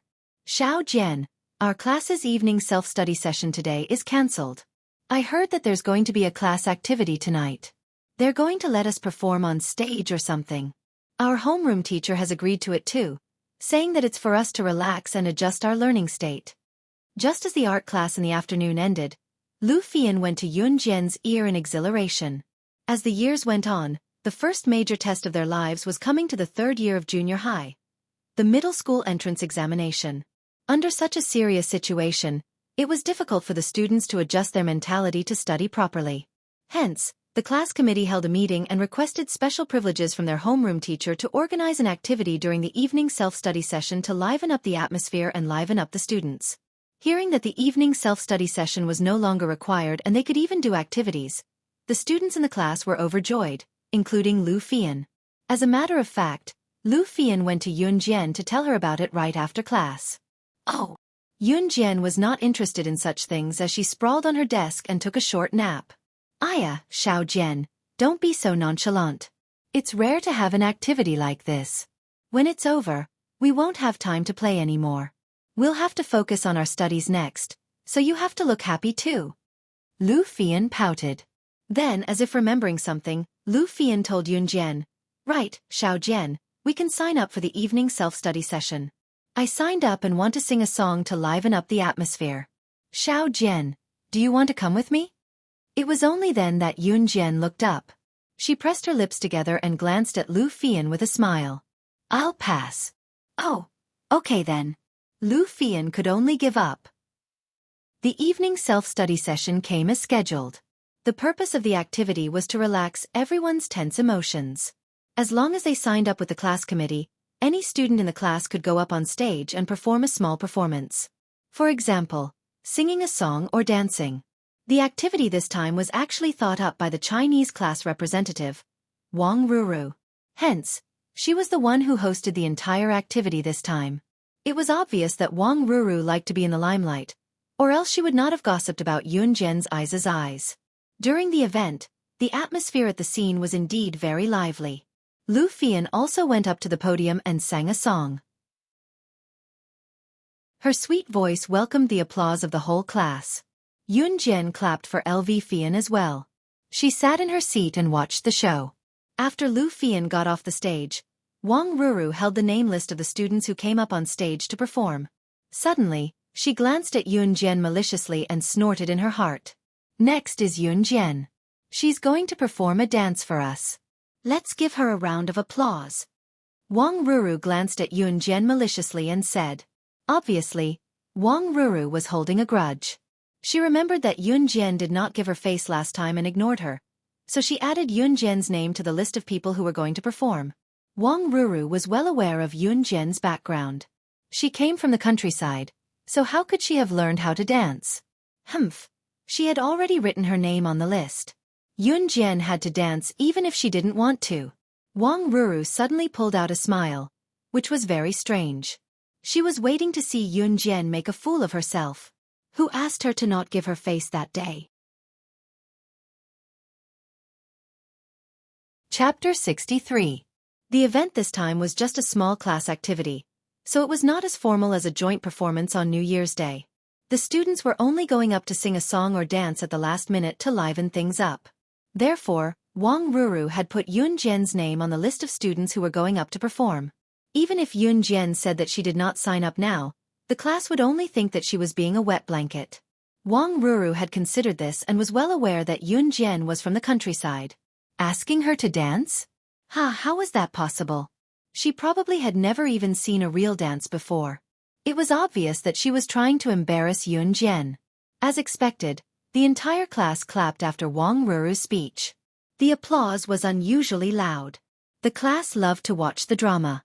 Most of them, as long as they were not stupid, could tell that Wang Ruru was purposely making things difficult for Yun Jian. In spite of it, who would not be happy to watch a show? Hence, they were clamoring for Yun Jian to perform the dance. Wang Ruru, what's the meaning of this? Xiao Jian didn't sign up. Why do you want her to perform? You're doing this on purpose, aren't you?" Among the spectating students, only Lu Fian stood up. Her expression was dark as she glared hatefully at Wang Ruru after she stood up, speaking up for Yun Jian. She had been with Xiao Jian all this time. How did she not know that Xiao Jian had signed up for the program? It was a dance too. Lu Fian had planned to invite Yun Jian to sing a song with her, but Yun Jian did not agree back then. It was obvious that Wang Ruru was using her power to avenge a personal grudge by adding Yun Jian to the list and asking Yun Jian to perform a dance.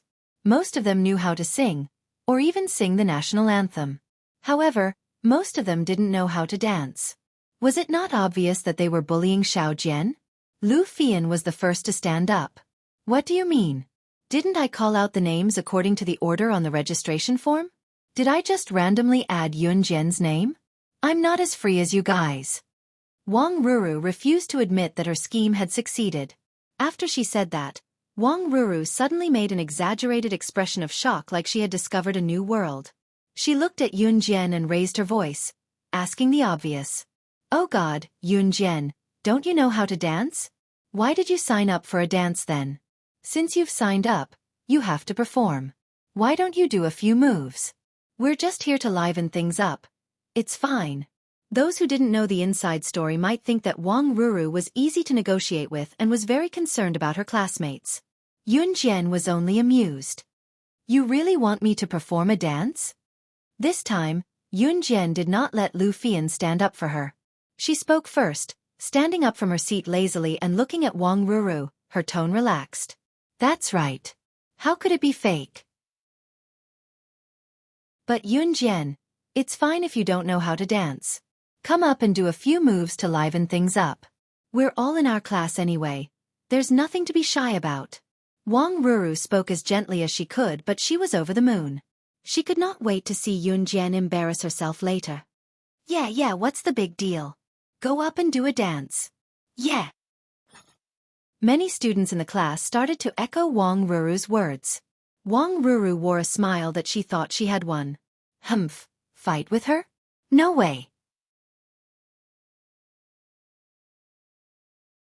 Chapter 64. Xiao Jian. Lu Fian clenched her fists when she heard Yun Jian say, "I'll dance," and called out softly, worried about Yun Jian. It was a feeling of helplessness. She knew that it was Wang Ruru who wanted to harm her friend, but there was nothing she could do. "I'm fine." Yun Jian smiled at Lu Fian. She knew that Lu Fian cared for her from the bottom of her heart. Living in the current world, one didn't need to form a group of friends. As long as there was one who was sincere and truly cared about him, it would be enough for him to have one such friend and confidant. Whenever Lu Fian heard Yun Jian say, "I'm fine," whenever something happened, she felt like she could calm down. She could not help but believe in Xiao Jian and believe that she could do it. "Yun Jian, come up quickly if you're going to dance. The whole class is waiting for you," Wang Ruru said, adding fuel to the fire, but she was already raring to go. She could not wait to see Yun Jian make a fool of herself and spread the news tonight so that the whole school would know that Yun Jian was only pretty. What was the use of having a pretty face? She was still a pauper from the countryside. "I'm not dancing here," Yun Jian said slowly with narrowed eyes. "Where are you going to dance if you're not dancing here?" Wang Ruru was so anxious that she almost blurted out the question. Yun Jian did not give Wang Ruru a chance to speak. She looked out of the classroom and continued, "I want to dance outside the classroom." Once she said that, everyone in the class was stunned. Wang Ruru, in particular, had an exaggerated expression. She had planned to embarrass Yun Jian in class, but the latter had suggested that she wanted to dance outside the classroom? There were lights outside the classroom at night. Did this mean that the classes next door who were having self-study at night would be able to see Yun Jian make a fool of herself? Was this not a slap to her own face? Wang Ruru's smile became even weirder. She kept speaking, afraid that Yun Jian would go back on her words and dance in the classroom again. She hurriedly said, Okay. You can dance outside. We'll stand in the corridor and watch you dance." After that, all the students in the class stood in the corridor of the classroom. The whole class looked at Yun Jian excitedly as she walked out. They wanted to see what she was up to. Did she want the whole school to know that she couldn't dance? The surrounding classes of Class 6 were all Grade 3 students. At this time, the students of Class 6 stood out, and the surrounding classes all noticed the commotion. Everyone, including Yuan Ing-jun from Class 1 and Li Xiangyi from the basketball team, could clearly see Yun Jian walking from her classroom to the flat ground. What was going on? What was Yun Jian trying to do? Yun Jian walked out of the classroom with her hands in her pockets. She walked lazily, but it gave people a new feeling. In the middle of Class X's classroom was a flat ground. There were many fitness equipment on the ground. Yun Jian walked over and suddenly stood next to a long pole. This pole was a few meters tall. Hey, what is she trying to do? Is she going to dance with the pole? Ha! Ha ha! A boy in the class couldn't help but complain. On the other side, Yun Jian extended her hand and touched the pole softly between her fingers. Suddenly, the atmosphere changed. Yun Jian, who was originally in a lazy state, suddenly became charming. She walked over and stuck her body to the pole. Her eyes drifted in the direction of the crowd. She was so enchanting. However, this was only the beginning of Yun Jian's dance. Just as everyone was puzzled, Yun Jian suddenly kicked her legs and hung on the pole. What was strange was that the moment she hung on the pole, she was relaxed. Pole dancing. Some students immediately realized what Yun Jian was going to do next.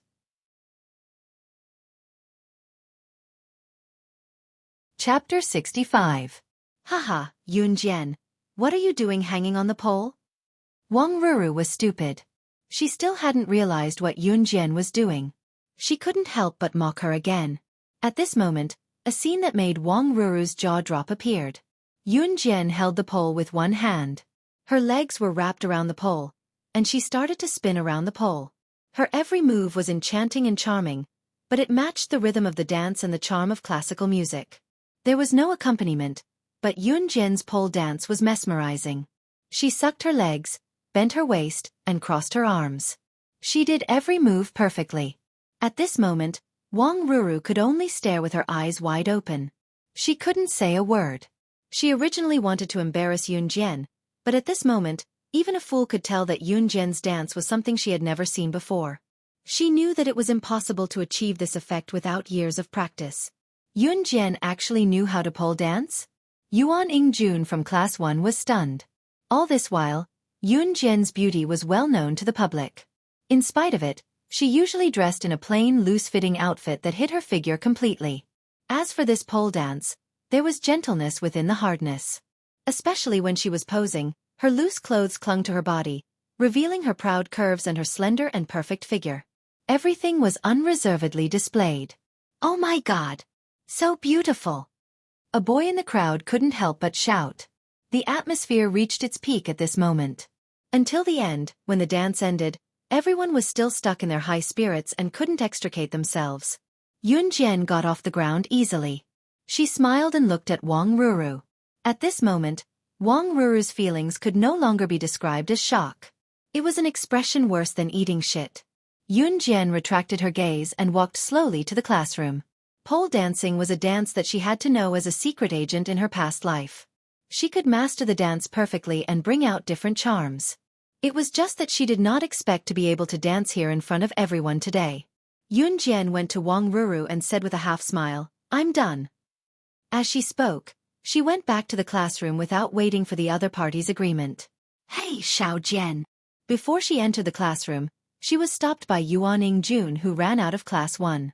Yun Jian could tell that it was Yuan Ing-jun's voice right away. "Xiao Jian, have you forgiven me? So the dance just now was done outside just for me to see?"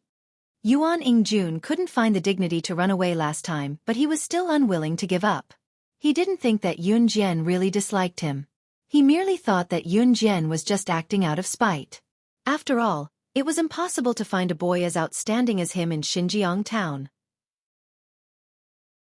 If it wasn't for this reason, why would Yun Jian stand outside and do a pole dance where he could see? Yun Jian almost burst out laughing when she heard what Yuan Ing-jun said. She had never met someone as shameless as Yuan Ing-jun.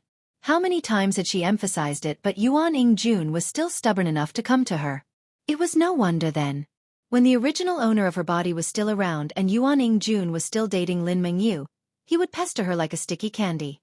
There was an 80% chance that Yuan Ing-jun was being shameless.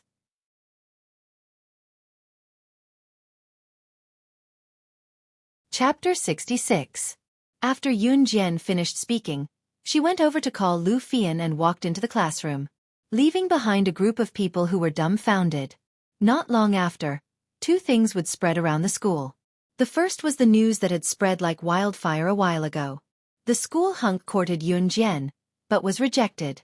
This time, Yuan Ingjun courted Yun Jian again in public, but was rejected again.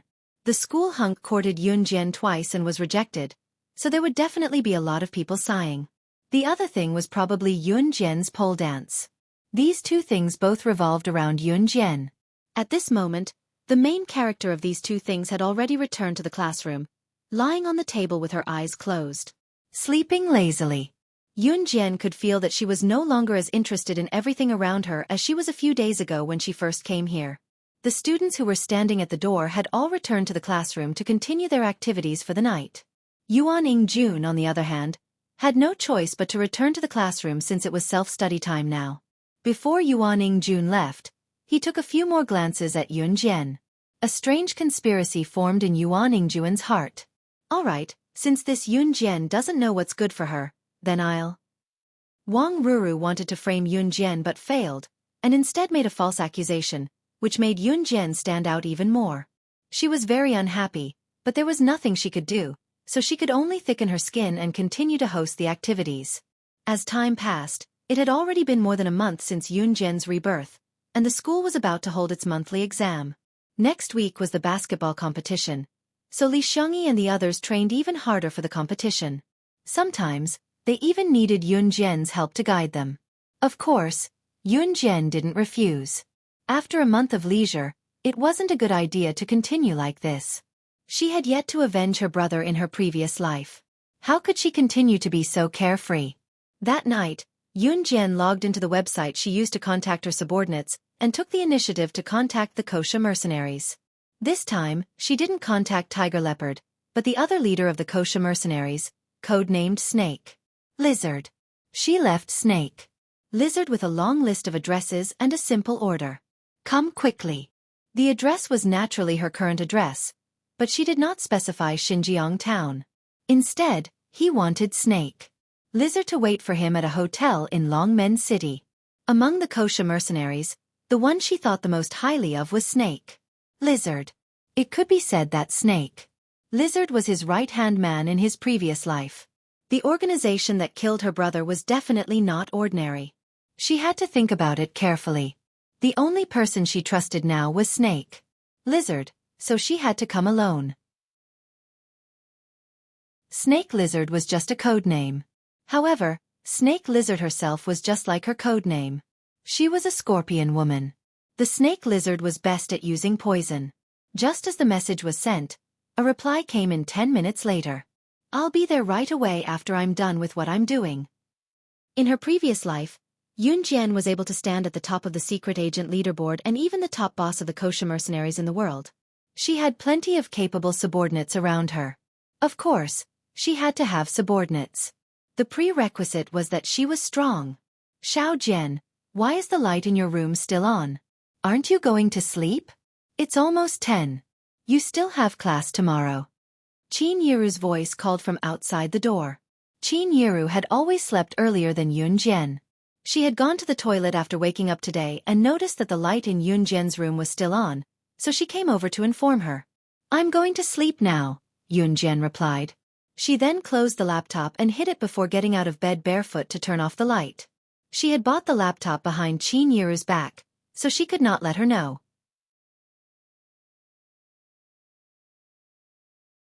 Chapter 67.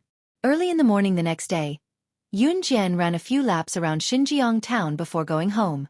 Just as she was about to go home to get her bag for school, she stepped through the door and saw Qin Yiru crying her eyes out. There were also a few people sitting beside her. She had seen eldest uncle Yun Zheng before. Beside Yun Zheng sat two old men. These two were not outsiders, but her nominal grandfather and grandmother. At this moment, no matter if it was Qin Yiru, Yun Zheng, grandfather Yun Zhong, or grandmother Lu Lanhua, their expressions were all ugly. What divorce? Since you've already entered our Yun family, you're a member of our Yun family for the rest of your life. Isn't it good to live peacefully with Gang Heir? Gang Heir did make a small mistake now, But you have to put up with him. Isn't it just borrowing money from a loan shark? Also, which man nowadays doesn't cheat? Don't try to kill yourself. Anyway, if you want to divorce our gang heir, there's no way. Grandmother Lu Lanhua pointed at Qin Yiru's nose. She was wearing a fancy dress, and her words were even more frivolous. Mom, this matter doesn't make sense. After all, it's younger brother who was in the wrong first. Yun Zhang couldn't stand it anymore, so he spoke up for Qin Yiru. His sister-in-law Qin Yiru was determined to divorce his brother this time. When the two elders heard about this matter, they immediately rushed over and scolded Qin Yiru without distinguishing between right and wrong. They only had one goal: to prevent Qin Yiru and Yun Gang from divorcing. Now that Yun Gang wasn't here, they really couldn't make a decision on this matter. Yun Zheng also saw today's matter. It was really his younger brother Yun Gang who was too inhumane, so he wanted to speak up for Qin Yiru. But after Yun Zhang said that, Lu Lanhua became even more agitated. She even scolded Yun Zhang along with it. Alright, boss, why are you siding with an outsider? Anyway, this old woman will definitely not agree to this matter. Over my dead body. Lu Lanhua tried her best to maintain her aura, but she still wanted to act shamelessly. How could she allow Qin Yiru to divorce her son Yun Gang? All these years, his son had been living an easy life. It was all because of Qin Yiru, this cow, who worked so hard to earn money to support him. If the two of them really divorced, then not only would he not get any benefits, he might even have to pay for an unfilial son. Therefore, no matter what, he had to let Qin Yiru continue to be a spendthrift.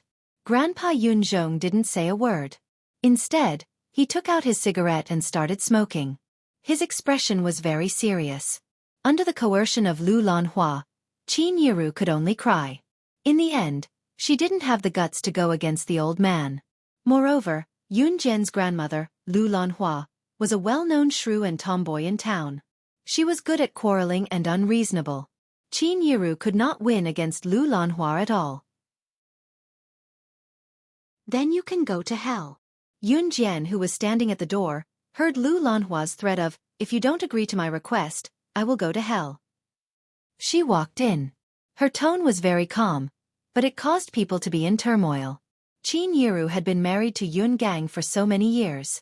She had suffered enough. Now, Yun Gang was involved in such a thing. He ran away from loan sharks and had an affair with a mistress. The mistress came to bully him. Just based on this point, she couldn't continue living like this. Moreover, Yun Gang didn't even know where he was hiding now. Yun Jian's sudden appearance stunned everyone present. Especially when she said, "Then you can go to hell," to Lu Lanhua. Everyone was stunned.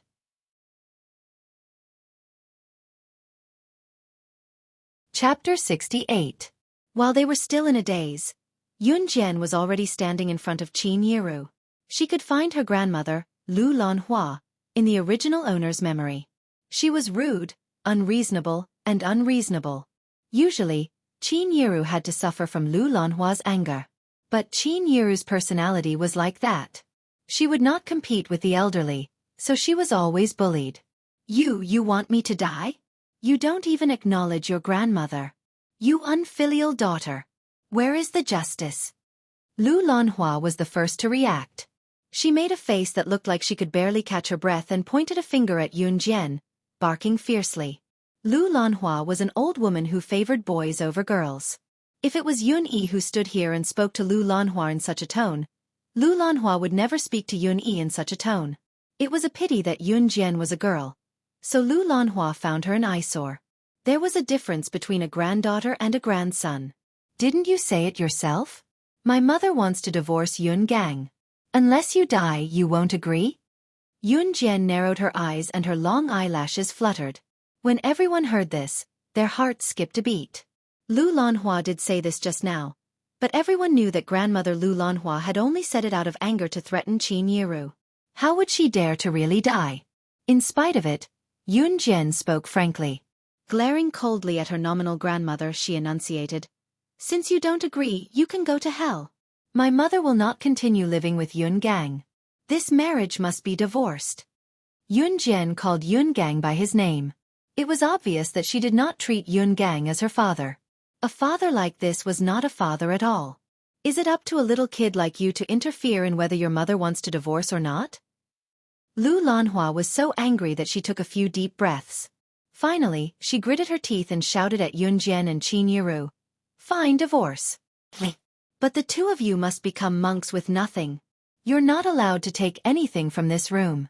And little E must follow us. To Lu Lanhua, the house and her grandson, Yun Yi, were the most important things. In other words, Qin Yiru, the ATM who worked so hard to make money for her family, could no longer stay. She would take Yun Jian with her. However, Yun Yi was her grandson. She had to stay. Yun Jian chuckled. It was a mocking smirk. If her memory served her right, it was Qin Yiru who had earned the money to build the second floor of their house. All these years, Qin Yiru's efforts for this family could not be described with just a few words. And Lu Lanhua actually wanted them to become nuns with nothing? Wasn't this blatant bullying? Just as Yun Jian was about to speak, Qin Yiru interrupted her. Mom. I'm calling you Mom for the last time because you're also a mother. You know how a mother feels. Qin Yiru gathered her courage and wiped away her tears. She continued, I can give up everything in this house, but I want to take little E with me. Impossible. Just as Qin Yiru finished speaking, Lu Lanhua shouted in agitation. Her grandson. Lu Lanhua had 2 sons in total, Yun Zhang and Yun Gang. Her eldest son, Yun Zhang, only had 1 daughter, Yun Xiaoya. Only her second son, Yun Gang, had a son.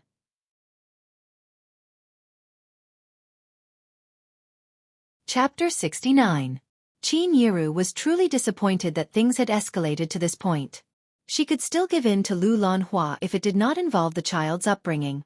However, once she thought of Lu Lanhua wanting to keep her son, Yun Yi, no matter how good-tempered Qin Yiru was, she was still enraged. She was a mother.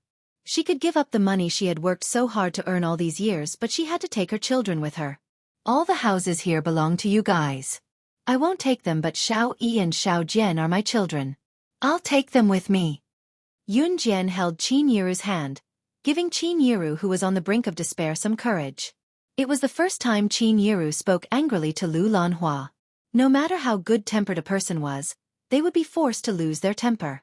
Qin Yiru could not take it anymore. Her husband was on credit and had an affair, throwing all the chores to her. Even if she wanted a divorce now, there was a difficult mother-in-law who refused to allow it. That was one thing, but now, even her child was being snatched away. How could she stand it? Great, you're rebelling. It was Qin Yiru's first time being angry at Lu Lanhua. Lu Lanhua was stunned for a few seconds before she stretched her hand to slap Qin Yiru as she cursed.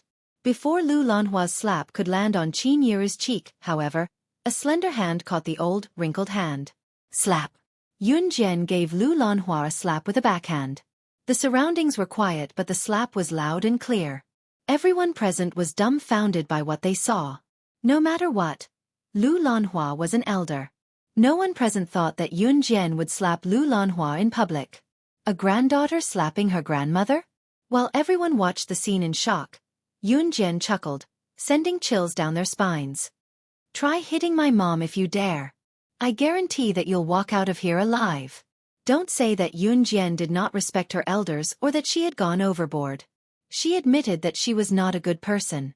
She was very protective and selfish. She would not tolerate anyone who bullied her mother, including this grandmother in name. Lu Lanhua, who was slapped, covered her face and looked at Yun Jian in disbelief. Yun Jian had always been timid and cowardly. Even after what she said just now, Yun Jian was someone who did not dare to do what she said. What did she do just now? This useless granddaughter of his actually slapped him? Lu Lanhua was not a good-tempered person.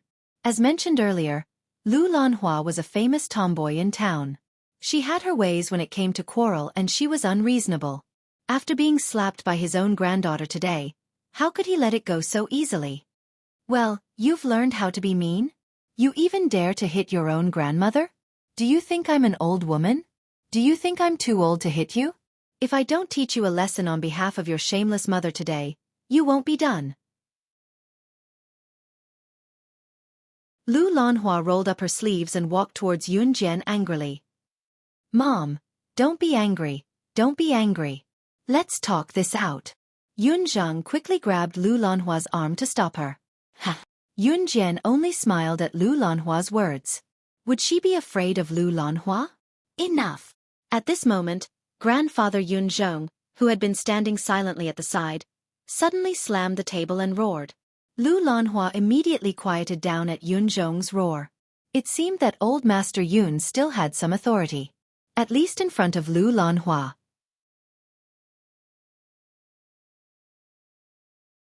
Chapter 70. Yun Zheng's visit this time was to persuade Qin Yiru as well. His original intention was the same as Lu Lanhua's, to make peace. It was just that his attitude was not as firm as Lu Lanhua's. Just now, however, he had made another decision. His second daughter-in-law, Qin Yiru, had it tough marrying this unfilial son of his. She had never had a good day in all the years she had been married. Yun Zheng felt sorry for Qin Yiru. She was such a good daughter, but after marrying this unfilial son, her life was getting worse. Hence, he decided to take a step back and let go. Yun Zheng's words startled everyone. Qin Yiru did not expect her father-in-law, who was usually taciturn, to be the one who stood up for her in the end. She felt a warmth in her heart. She made up her mind to take Xiao Jian and Xiao Yi away to live a good life. She would not forget to come back and visit her grandfather. What? I don't agree. I won't let her take my grandson away no matter what. Of course, Lu Lanhua was unwilling to do so. She glared at the two women with bulging eyes. You damned old hag, shut your mouth. We owe Yiru too much. Do you want me to feel guilty for the rest of my life?